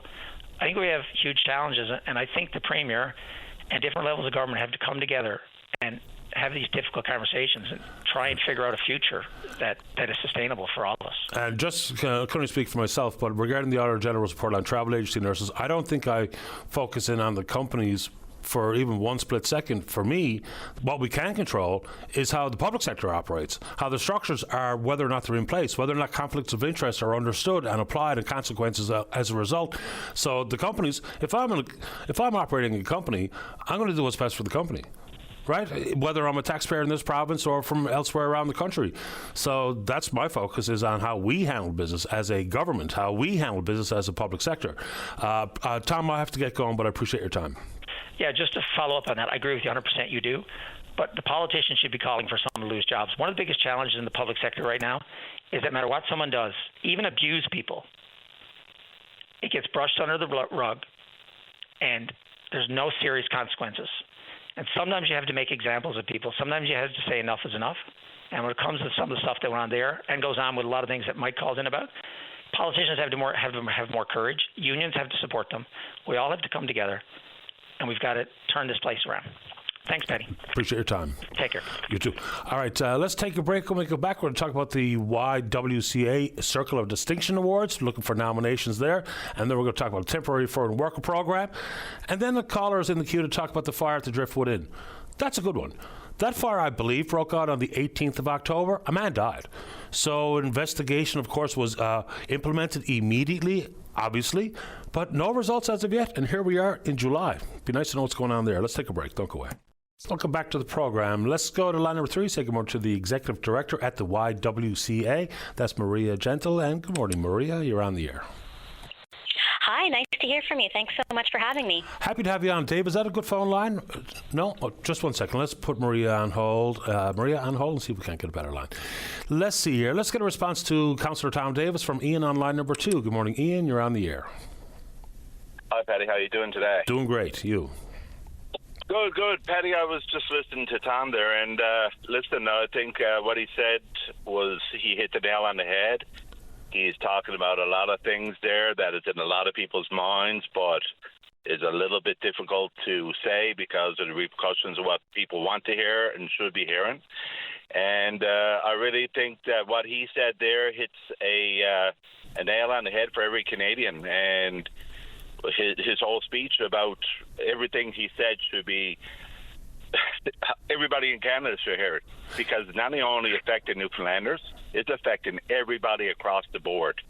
And I know he tread heavily across that fine line there at one point or another, but you know what? Sometimes you have to get up to that point to get people's attention. And everybody right now, at some point or another, has dealt with one topic or another what he was saying. And I really think, for us to move forward, everything he said has to happen. Ian, do you want to pick up on something specifically? Well, you have the legions, you have the people that are self-serving, you the schools, what they're being taught and what they're not being taught, and about it just goes on, and about the nurses, and about when you're talking about the provincial healthcare system, and even the people in government that are supposed to be taking care of all these contracts, and then not doing their jobs, and it doesn't seem like it's their money. And it's not the senior people as much now, because they've all moved on, and now we have new young people coming in who are, and I'm trending on that line too, but maybe their care is not as much as it was before with the senior bunch, where they thought they're spending taxpayers' money as well, but now maybe just a carefree attitude of just here's the money, we don't care, we'll borrow more and do this. Paddy, the Medicare system, and I've been wanting to say this for a long time, back before COVID, when they were talking about the nurses were trying to get extra help, and they were being, and they couldn't get it, and then they had temporaries that were coming in, and temporaries only wanted to work so much time, and they couldn't get their annual leave in, and the full-timers were getting forced in. A lot of these nurses had joined when they were became nurses at 25, 30 years old, and when they were 55 years old, they had 30 years in, and they had enough of it at this point when COVID came in, and the government, we had two doctors at the helm, Dr. Haggie and Dr. Fury, and both of them doctors that did absolutely nothing but sat on their hands, and that's my opinion, as well as many more that I've had this conversation with. And what they done was they forced these people who had enough time to bail and get out, and as well as I do, that these nurses typically, because they're givers, work till their mid-60s, some of them till they're 70, and basically forced them away with a grudging, a bad taste in their mouth, and they all left. And here we were left with this hole that now we're trying to fill, and these temporary girls and men that were young nurses that didn't want to work, now they're up in positions, and they're feeling the same crunch. And all they had to do was give an apology, and they probably would have got back 30, 50, 60% of those people. But you know what? They didn't do that, did they? And here they were over in Ireland and over in India and looking for all this work for people to come on over. Where are those people now? They spend hundreds of thousands of dollars setting up offices over there trying to recruit. Where are they? Good and, question. you know, they spend millions of dollars on these travel nurses. And why didn't all those millions of dollars, and Paddy, you can hear them in my voice, it's just, you know, it's just crazy how they think all this money that they wasted on these travel nurses when they could have probably paid these new upcoming nurses that are coming out of college and out of school and giving them the jobs that they were paying these travel nurses in. It just blows my mind. I can see us. We hit a pinnacle the time when the oil was good and jobs were good, but now it seems like nobody cares, and everything is just hitting a really hard slump. I'd like to know exactly when we first hired travel agency nurses. Is it as new as the pandemic, or was there some sort of reliance in some form or fashion prior to? I don't know. But at the same time, where nurses were getting layoff slips, and nurses in the nursing school were being offered part-time casual work as opposed to permanent full-time work, while we were bringing in travel agency nurses to the tune of tens of millions of dollars a year, there's just some sort of disconnect that I can't really understand how that all worked in conjunction. So is it left hand, right hand, not knowing what each other's doing? Is there something that I'm missing in this conversation? Because something just doesn't add up. And that's, I think, probably a different conversation than how some of these invoices were paid, which is highly questionable, you know, given some of the work by the AG. You know, nurses being paid for rental vehicles when they weren't even here. Like, things like that are just head scratchers. They're infuriating, I should say. Not a head scratcher. I was pulling my hair out when I was reading that report. But, Ian, there is an issue of complacency that is very, very real. And, you know, when we talk about people working towards an end goal, a targeted age where they'd like to get out of the workforce, that's all different for different people. People have different thresholds of what they can withstand. And we're talking about a nurse and what they see on a day-to-day basis and the traumatic experiences they might have, as opposed to someone, and I don't want to pick another job because I don't want to diminish what people do for a living, because whatever, work is difficult at the best of times, but there is certainly a mind shift towards being complacent and the ever-growing reliance on government. People hate when I say this. I'm sorry? Sorry to interrupt you, but you know what? We're going down the same road as the Americans. The American people were feeling the same way as Canadians and Newfoundlanders.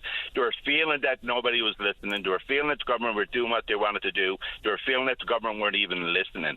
And what did they do? They voted in an erratic leader because they wanted to do something different. You know, we need to start holding our government responsible, and we're not. We're not doing it in the votes. We're not holding them accountable at all. We need to shake it up. And what's going to end up happening is the same thing is going to happen here. We're going to get somebody radical and with somebody radical ideas simply because people have had enough. And it's sad. Something to be said for that. I appreciate the time, Ian. Thanks for the call. Thank you. Take care. All right. Bye-bye. All right, let's take a break. When we come back, hopefully we have a clear phone line to speak with the Executive Director at the YWCA. That's Maria Gentle, and then it's you. Don't go away. Welcome back. Let's see if we have a clear line on line number 6 to say good morning to the Executive Director at the YWCA. That's Maria Gentle. Good morning, Maria. You're on the air. Good morning. Thanks for having me. Happy to have you on the program. Before we get to the Circle of Distinction Awards and looking for nominations, happy 100th anniversary. When I saw that in the email, I was a little bit surprised. Yeah, a lot of folks are. YWCA has been in community since 1925, and in many iterations, including our relaunch in 2013. We've been growing ever since. We have so many things to celebrate, including folks in community. That's why we need nominators to help us celebrate at the Circle of Distinction Awards. I hate to take us back 100 years for a variety of reasons, but what was the YWCA offering at that time in history? Do we know? Great question. We have a very small archive that demonstrates a lot of unique programming, connections, and that's one of the things that we're trying to address in our celebration. YWCA St. John's is part of YWCA Canada, who've really been looking at the impact of nonprofits in colonization. And we're also here to kind of recognize and have a conversation about what 100 years means. And YWCA Canada issued a historic apology for their role in residential schools and day hospitals. And we want to have a conversation at the Circle of Distinction Awards, not only to celebrate, but, that's what this space does. We really uplift, and we also pause to reflect and think critically about all of our work in community. So that's why Circle of Distinction Awards is so incredible. It is inspiring, and it's also thought-provoking, because the folks who are in that room are powerhouses. It is such a unique space, and like I said, there are folks out there right now who know women and gender-diverse folks who are, really in need of getting a spotlight shone on them. And, this event is really so important for so many reasons, now more than ever, I think. Yeah, because, you think back, I have no earthly idea about what 1925 offerings looked like, but I would imagine economic equality, still a conversation 100 years later. It was part of the suffrage timing movement, so obviously many things have changed there with opportunity and the right to vote and those types of things, but economic equality, still a conversation 100 years later. Exactly. And so that's why I think the awards are so unique. There have been incredible advancements, and yet there's so much work to be done. And again, when we think about this event, again, the power in that room, the people in that room, it really inspires, I think, longtime change makers and new advocates. It inspires folks to get connected. It can be a catalyst for connection. And when we think about what's happening in the world, it's, again, a needed space for that reflection on what we've accomplished, who's accomplished it, and what we need to move forward. And I think that's really, really key is when we are asking for nominations, to make these observations, it takes someone to hold up a mirror and say, here's what you've done. And so, there's fabulous people doing incredible work in community, and it takes just one person to recognize that. So we're calling on folks who have time and energy. So important to make this ceremony happen, to nominate someone in their lives. Something that you've done this year, I guess in conjunction with the 100th anniversary, is to add another couple of awards focused on youth. It's one thing to celebrate lifetime achievement, absolutely important to acknowledge the work people have done over the course of their lifetime, decades of service and advocacy, but talk about why it's so important to have youth involved in these types of recognitions, these types of awards, because we can't wait until you've been in the trenches for decades to acknowledge what you've done. To bring them in young keeps them for life. You got it. So this award has always had a signature Trailblazer Award, really 18 to 29-year-olds who are already making a significant contribution to their community. This year, we wanted to really recognize the work that YWCA St. John's does in mentorship, youth programming, and we looked at our awards and we thought, okay, there's an Equity at Work Award where nominees are employers that model and uphold equitable work practices and making a difference for workers and community. And we thought, okay, we know there must be Equity at Work Award nominees, but there must be a young entrepreneur budding with ideas and creating an incredible work culture or business, right? We thought about the Inspired Innovation Award. And we thought there must be a young person who's taking innovation and forging a new path. And so we've also, focused on social justice and advocacy. Again, there are folks above the age of 29, adults who have done incredible work in terms of social justice and advocacy. There must be a young person who should be heralded and highlighted for that work alongside them. And so together, I think these awards are really recognizing that intergenerational dialogue.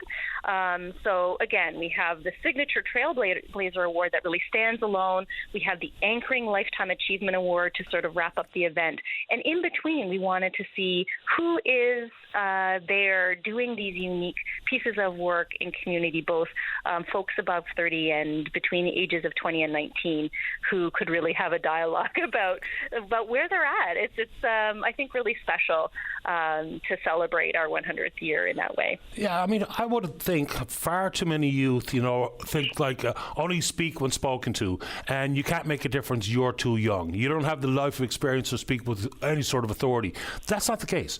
There are young people out there. When we see young people recognized, it gives other young people the validation that you can make a difference. We got to stop pretending that you have to be middle-aged before you can actually make meaningful change in this world. Young people are out there doing big things, which we try to highlight on this program as much as possible, because it's silly to ignore and pretend that it's only us old fogies that are making any sort of change in the community.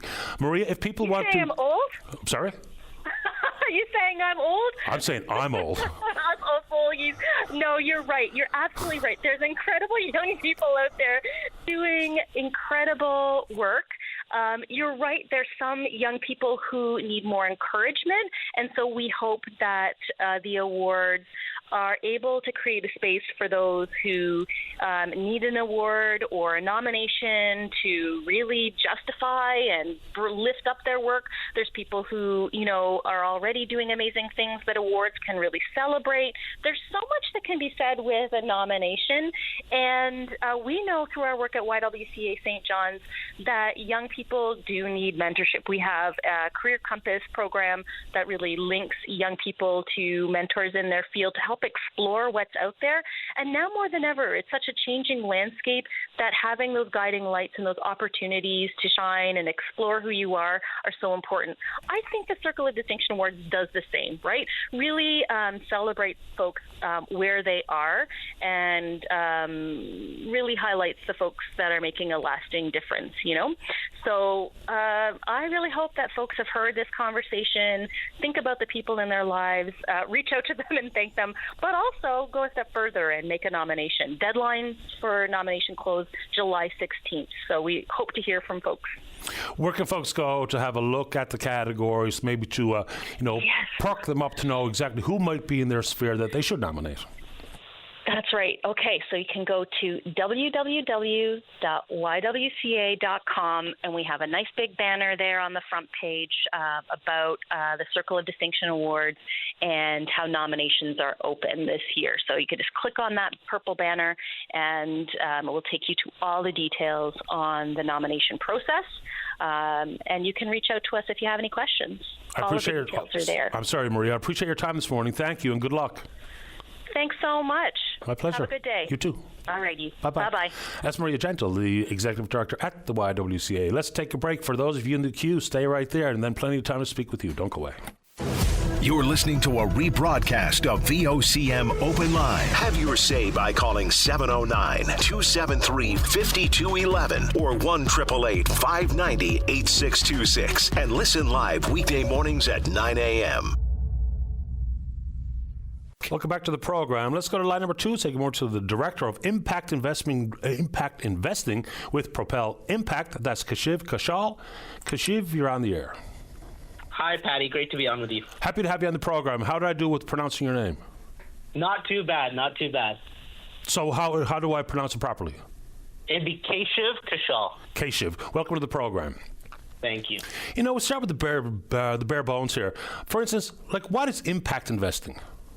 Yeah, it's a great question. So impact investing is any investment made with the intention to generate positive social or environmental or community impact alongside a financial return. So essentially, it's any kind of investment that's looking to make community or our planet a better place to live alongside a financial return. And that's how it differs from kind of grant making or philanthropy. Yeah, because a lot of investing is done with the sole purpose of return on said investment. Exactly. And so in impact investing, we can seek to generate competitive market-oriented returns in line with the market, or we can look to generate sub-market returns, or even, in some cases, 0% returns. Can so you give us some component typically? Fair enough. Can you give us some example of organizations that have benefited from this type of investing? Oh, goodness. I mean, Patty, to give you some perspective, the global impact investing market is valued at, about $1.6 trillion USD. And so organizations down from small nonprofits and charities that operate thrift stores or cafes up to very, very large public companies have received impact investment. And so we were really grateful to announce an initial investment out of Fairlead Social Impact Fund in Home Again Furniture Bank, right in Newfoundland and Labrador, in their Again and Again thrift store, which sells repurposed and refinished furniture items. And so we provided a loan there in order to help them grow their social enterprise. How did it come to be that Memorial became Propel's first Atlantic Canadian partner? So we actually received, it was actually happenstance. So I was sitting in my office, and one day I received about 3 emails from 3 different people across Newfoundland and Labrador, all inquiring about impact investing at the same time. And I said, oh, that's interesting. And so I reached out to those folks. We started chatting because different folks from the Community Sector Council to MUN, to the Newfoundland and Labrador Federation of Cooperatives, were trying to understand how impact investing could work for the province. And so then we all partnered together. We won a national research grant to really understand the size of the potential impact investing market in the province and what the needs are of social enterprises, because, as we know, the needs of organizations and businesses in Newfoundland and Labrador are very different than those in Ontario or British Columbia or Alberta or other parts of Canada. And so it started with that research project in 2023 and just kind of snowballed from there. Can we elaborate on the role that cooperatives might play with Propel? I'm particularly interested in cooperatives, and I don't think they're utilized to the extent that they should be, whether it be in housing or otherwise. So just elaborate a little bit your involvement with cooperatives. Yeah, I mean, when I was actually in the province last week, we got the opportunity to visit 2 whales out in Port Rexton. I think cooperatives can be an incredibly powerful business model for centering community impact and workers and employees. So essentially, we can invest in cooperatives via loans. There is also a method to invest via preferred shares, but at this time we're only evaluating loans to cooperatives. But cooperatives can span everything from nursing homes to housing to healthcare and all kinds of other avenues. And in the commercial wild fishery here, there's a couple of examples which thrive.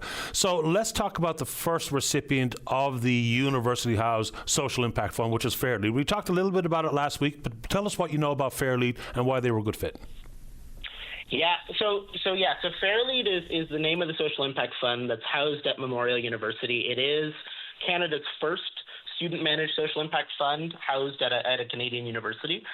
It's an incredibly kind of paradigm-shifting initiative by the university, and I have to credit, Dr. Gillian Morrissey, Dr. Trevor Brown, and the great team across so many departments at Memorial for putting in the big lift to make this happen.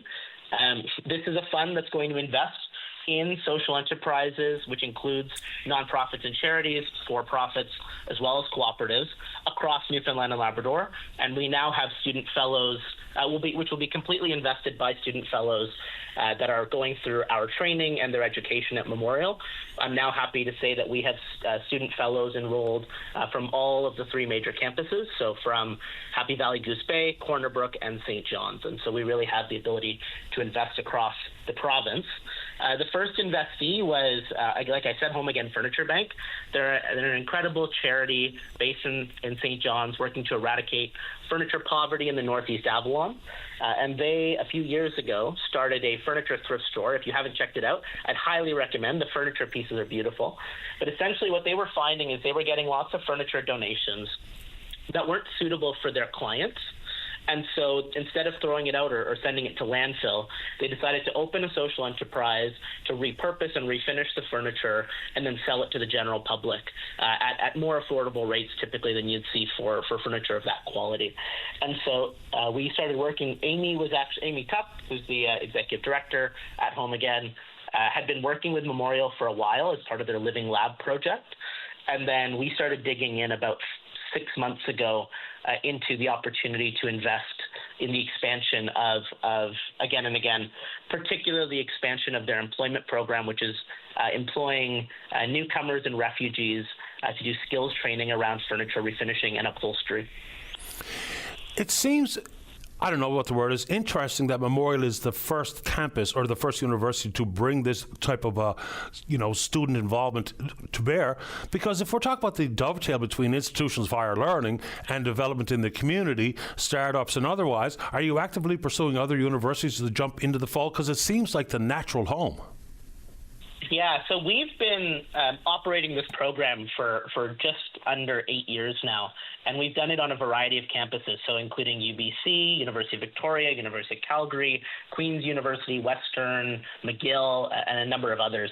And we are in active conversations to do more like this. But the capital that has been deployed by our fellows to date has largely been raised by us on a national basis, philanthropically. And universities, MUN was the first university to really jump at the opportunity for a fund housed within the university.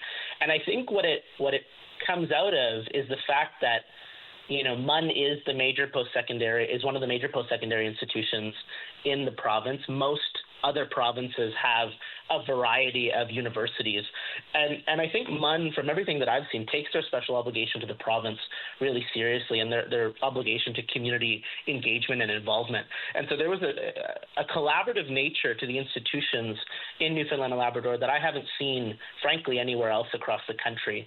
And so I think that's what allowed us to move, over the last few years to get this started at Memorial. And now Memorial will pave the way for all of the other institutions that have been curious about it, but may have lacked the ability to get it done. They now have an example to point to at MUN that those institutions can now follow. I appreciate your time this morning, Kashiv. Anything else you'd like to say? No, just thank you so much for having me on the show, and looking forward to many more investments in the province into the future. Stay in touch. Okay, bye-bye. Bye-bye. That's Kashiv Kashal, the Director of Impact Investing at Propel. Let's take a break. When we come back, there's a caller talk about the Temporary Foreign Worker Program. Then we'll speak with you. Don't go away. Welcome back to the show. Let's go to line number 6. Good morning, Navajat. You're on the air. Hi there. How are you today? I'm okay. How about you? Good, thank you. I am in really such a tough situation right now. I'm a temporary foreign worker. My bags are packed and I'm going home. And it seems like all the years of hard work, they have gone down the drain because provincial government is stepping outside of their power. And so I don't know if you know, so February this year, the federal government slashed our numbers, right? Mm-hmm.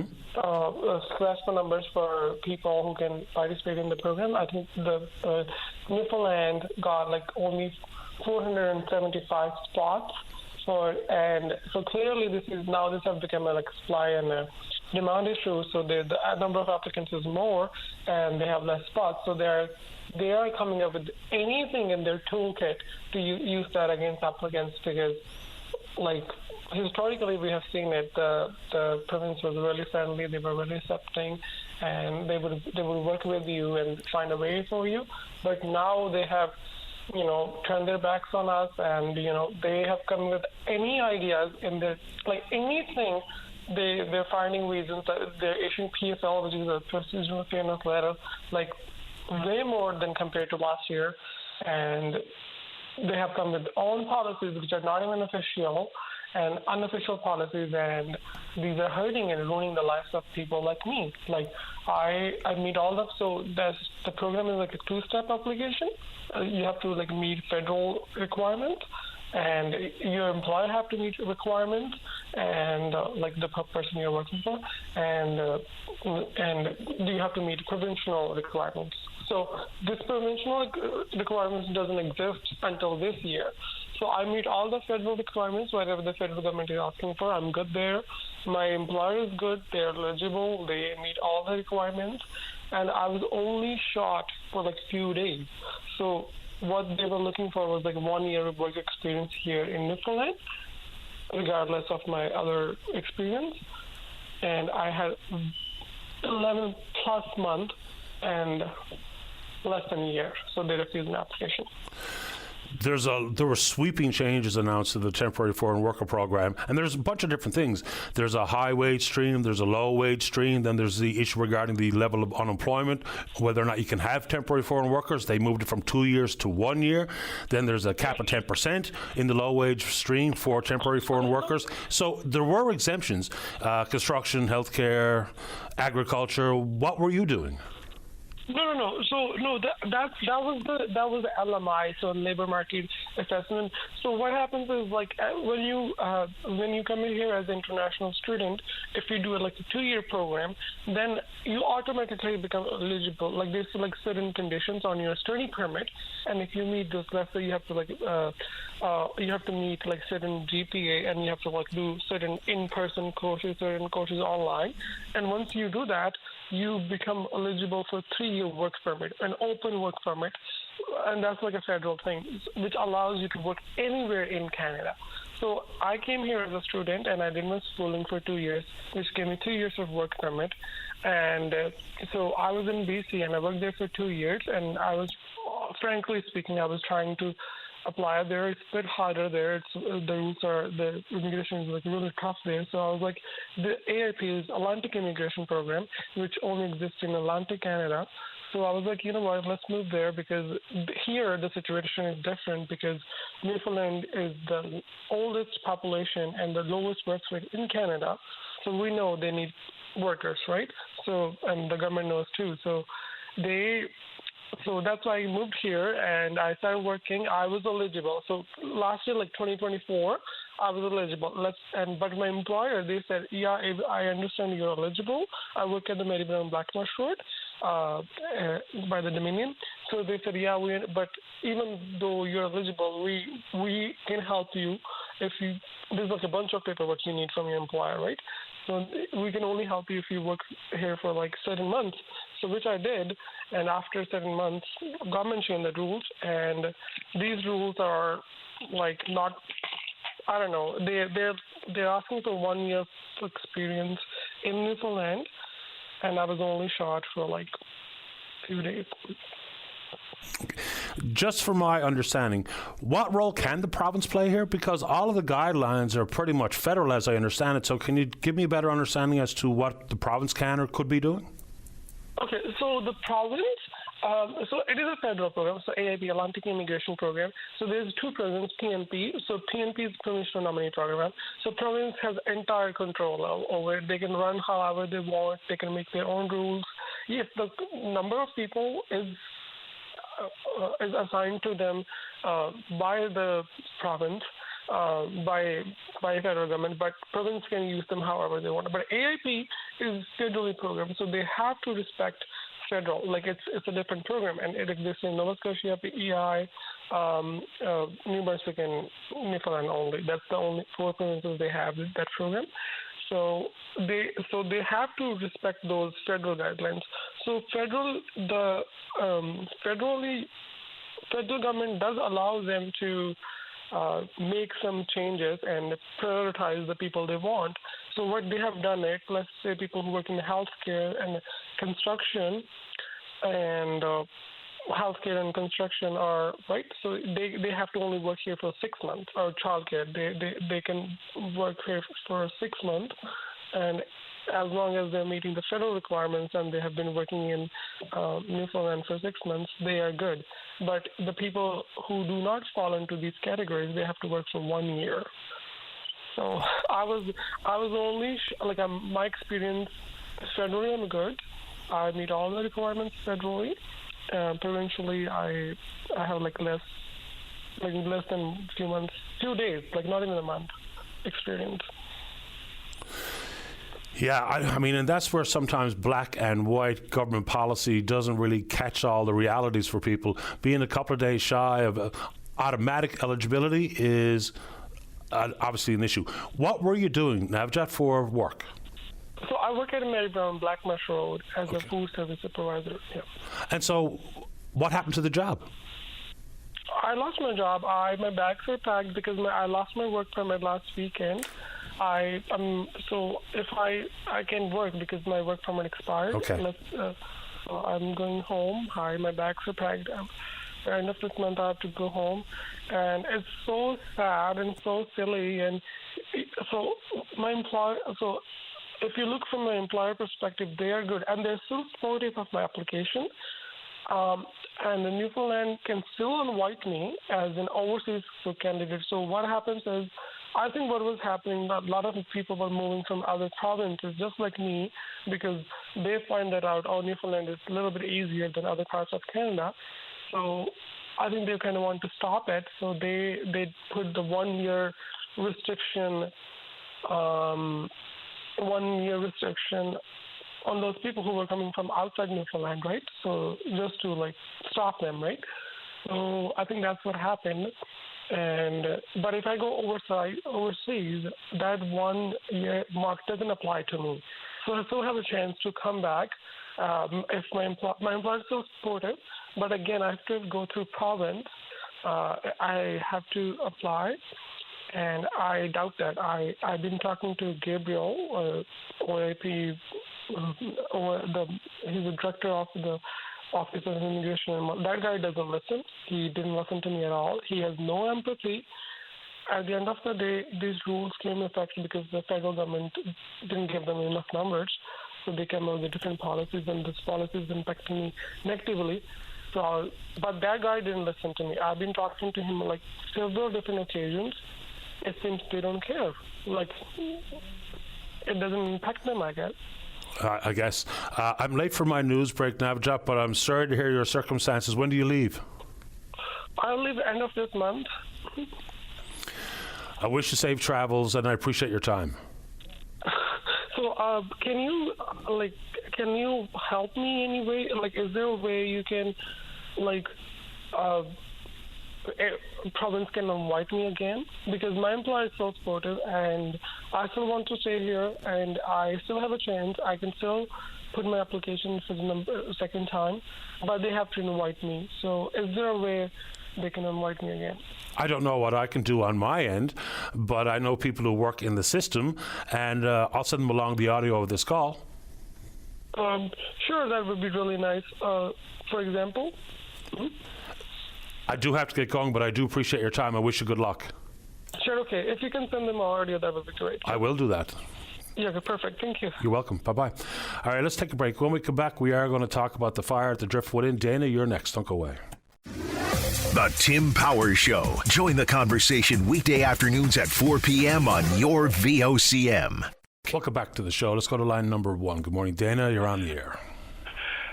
Good morning, Patty. Good morning. How are you? Okay, how about you? Well, what did you think of our Canada Day, weather-wise?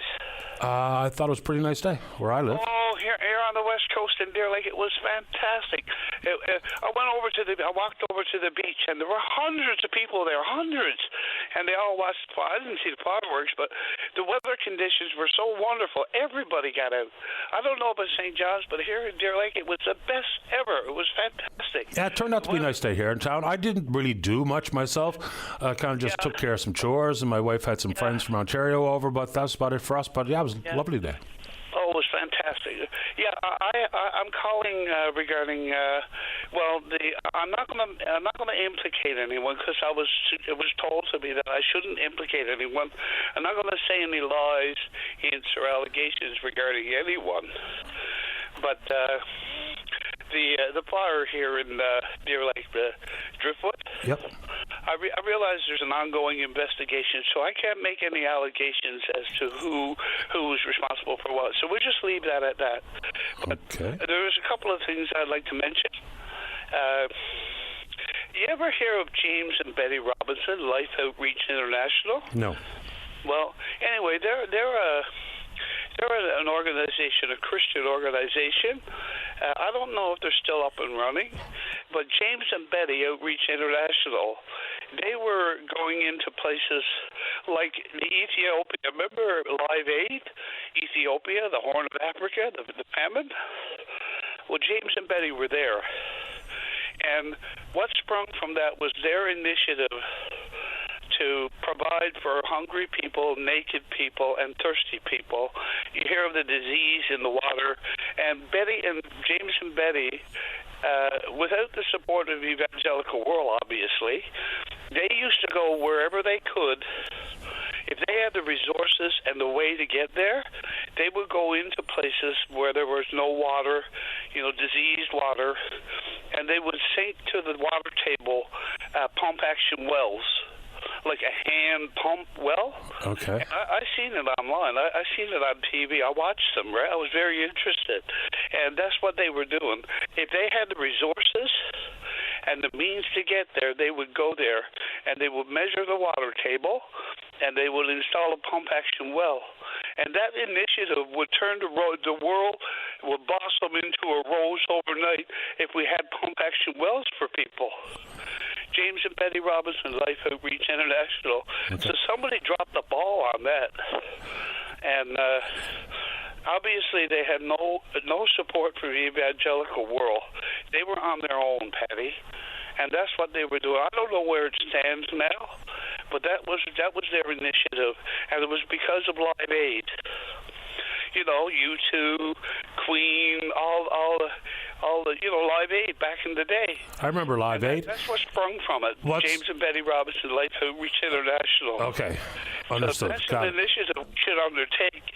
We could turn the world from a desert into a rose with giving people drinking water. Good drinking water. I mean, you wouldn't be able to have a swimming pool full, but if you have pump action well, I've seen the faces. Everyone can picture a pump action well. Yeah. Dana, I don't know what that has to do with the Driftwood Inn necessarily. No. I'm just saying, I wasn't going to refer to the Driftwood Inn other than, seems like someone dropped the ball or they're dragging their heels with his investigation because there is an owner. I know who he is, and I'm not going to drop his name. No, we won't. There's an investigation. Yes, there is is an ongoing investigation into the one who's responsible for the death of that American hunter. And I'm not going to drop any more than that about that. Understood. I got to get going, Dana. Appreciate the time. You take care. And you mentioned Live 8. Live 8 was 20 years ago today, which is pretty interesting. Let's keep going. Let's go to line number 3. John, you're on the air. Good day, sir. Thank you very much for taking my call. No problem. I'm just calling just to have a discussion about taxes on recreational equipment. In this particular case, it's a boat for the food fishery. Okay. And this particular boat, by the way, is a 2010, so no Springs chicken by any means, but basically thinking that when this vehicle was initially purchased, there would have been taxes paid on it. When it was purchased the second time, there would have been taxes, and now I, as a third owner, would pay taxes again. And taxes to the tune of 15%. And when I think about, I had saved up for a long time to buy a boat for the food fishery and all this kind of stuff, and I'm a retiree, and I understand perfectly when we tax things like, for example, vehicles that we drive on the roads because there's a lot of road maintenance and this kind of stuff. But a small, boat for the food fishery kind of thing, after a while, I don't understand why we're back still trying to collect a full 15% kind of tax. I can understand some kind of registration fee or something like that, but just want to hear your comment on that. Well, tax on used vehicles is, I was going to say complicated, but it's not. But it does feel like it's an awful lot of tax to be paid on one, just say a car. If it changes hands 5 times, we've paid taxes on it 5 times. I've never really fully understand the merit or the fairness associated with that, because just think about it. So I buy a vehicle for $50,000. I pay 15% on it. It gets sold 4 or 5 times over the course of its life.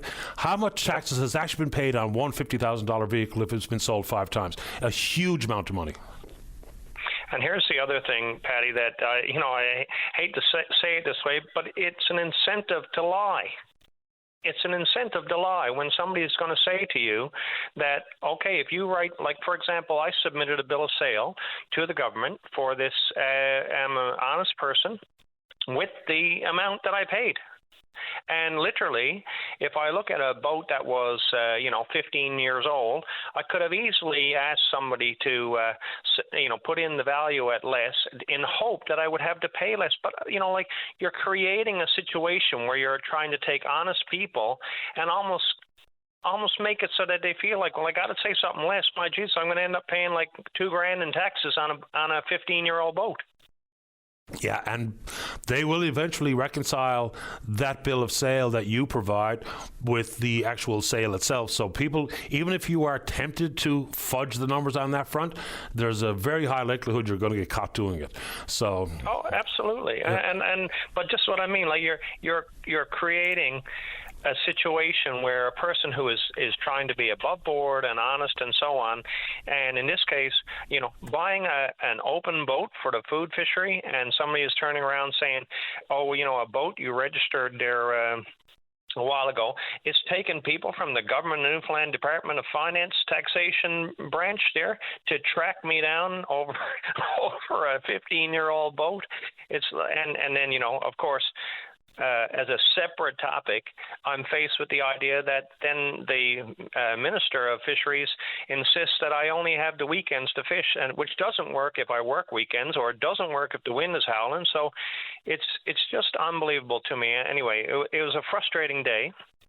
But I did want to bring the point that I think the Newfoundland government needs to look very seriously at once things start to, as you said, go third, fourth, fifth hand, like literally we should be also looking at a tax reduction of some sort. Like, for example, if it's 15% when you buy it, if somebody buys it secondhand and you still want to stay 15, I can almost get that one. But by the time you're third, fourth, fifth hand, that should be maybe like a 3% or 5% at best. And even then you're stretching it. Yeah, there's always going to be the GST, but of course we're talking about the harmonized sales tax, which adds up to the 15% that you quote. John, I appreciate the frustration and your time this morning. Thank you very much, sir, and I hope you have a great day. The same to you. Bye-bye. All right, final break of the morning. Don't go away. Welcome back to the show. Let's go to line number 2. Say good morning to the PC member for Harbour, Maine. She's the opposition critic for Justice and Public Safety. That's Helen Conway-Ottenheimer. Good morning, Helen. You're on the air. Good morning, Patty, and thank you for taking my call. Happy to do it. First of all, Patty, before I get into the topic I originally called about, I just want to reference your previous caller who talked about the food fishery and the need for it to be expanded. And I just want to say that, thank you, and we appreciate the first responders who, on the opening day of the food fishery, rescued 2 individuals after they're both capsized off Crawley's Point in the District of Harbour, Maine. And so, we commend the first responders who acted quickly to make this a story that was a happy one.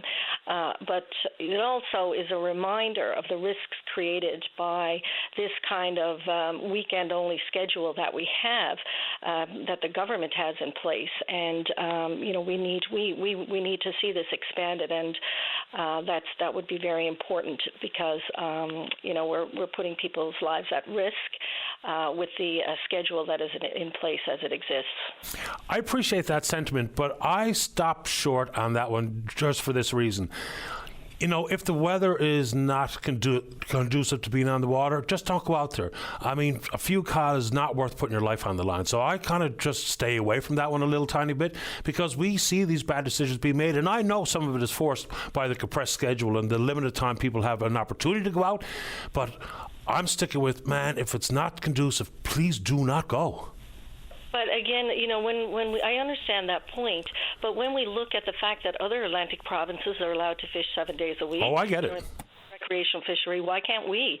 I believe that that's an example of, leaving Newfoundlanders and Labradorians behind when we see the other provinces have that right to do that. Oh, I'm 100% on side with that. It's patently unfair, and we cannot get an answer as to why.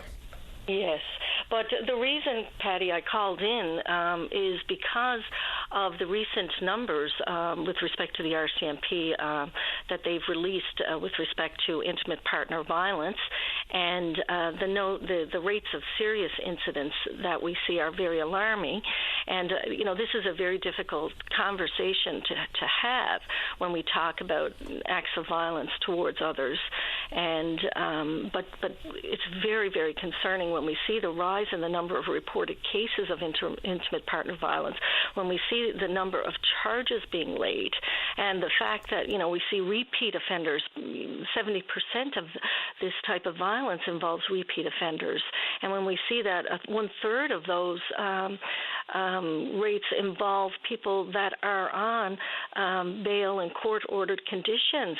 And then we hear from advocacy groups, even on Friday, who are saying that, to them this is proof that more needs to be done and we need immediate action. And the other really important point here, Patty, is that this is only the tip of the iceberg. When we're hearing about these reported cases, we know that the numbers are much higher than those that are reported, because we know that women, there's a significant unreporting of abuse and of violence. And many women are living in unsafe situations. And what we worry about as well is how many more women are not reporting these cases, and these numbers are even higher. So, this is very, very worrisome. Absolutely.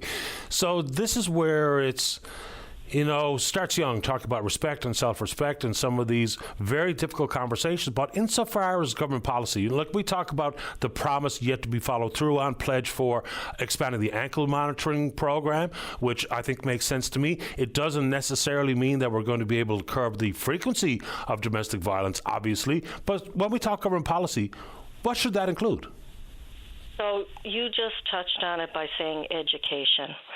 School-age children need to learn about safe and healthy relationships. I believe we need to have compulsory education beginning in kindergarten on things involving gender-based violence. We have to start teaching children about, the power imbalances in our society. We have to look at the fact that our specific curriculum is really limited in terms of what it addresses as far as intimate partner violence, in my view. That is very important. So we need to undertake a very important education plan. But in addition, we look at prevention. I mean, we have to start with prevention. But when I see that we do not have an effective violent prevention plan, the most recent one concluded in 2019, why is that important to have a prevention plan, a fulsome plan? Because not only will it include things like education and prevention efforts, it'll also address issues like supports for victims of violence, enforcement activities, healing supports. It's an all-encompassing plan, and it's a holistic strategy that will examine all aspects. And we don't have that, Patty. We have not had that since 2019, and I think that is resulting, I would even argue, in the decline of preventive and responsive programs available. So as far as policy in your question, I think those are important things that we need to address.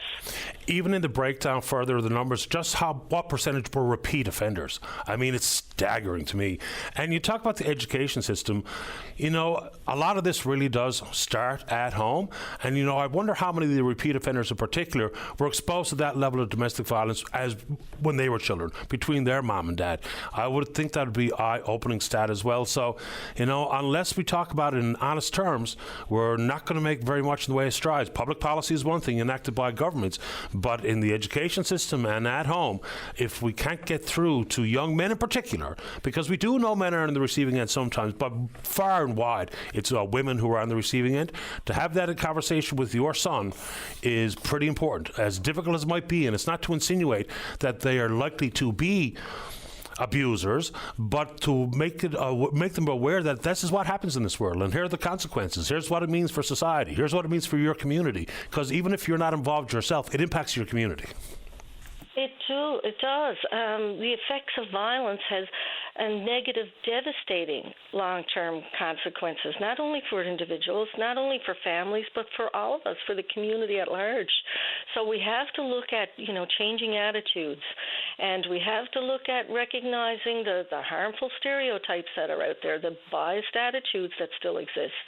And that really, I would argue, the roots of violence is rooted or grounded in equality in our society. But I think that if we really don't focus more on having a very effective plan, we're just responding to things on an ad hoc basis. And that's one of the big criticisms I have with respect to this government, and even the ankle bracelet monitoring that you just mentioned.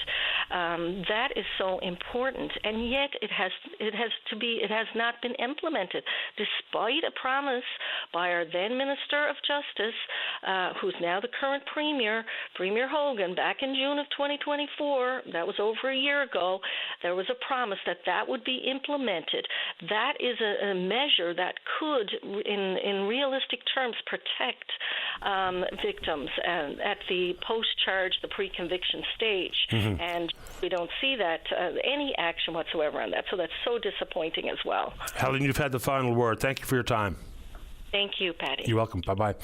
All right, good show today. Big thanks to all hands. And we will indeed pick up this conversation again tomorrow morning right here on VOCM and Big Land FM's Open Line. On behalf of the producer, David Williams, I'm your host, Patty Daly. Have yourself a safe, fun, happy day. We'll talk in the morning. Bye-bye.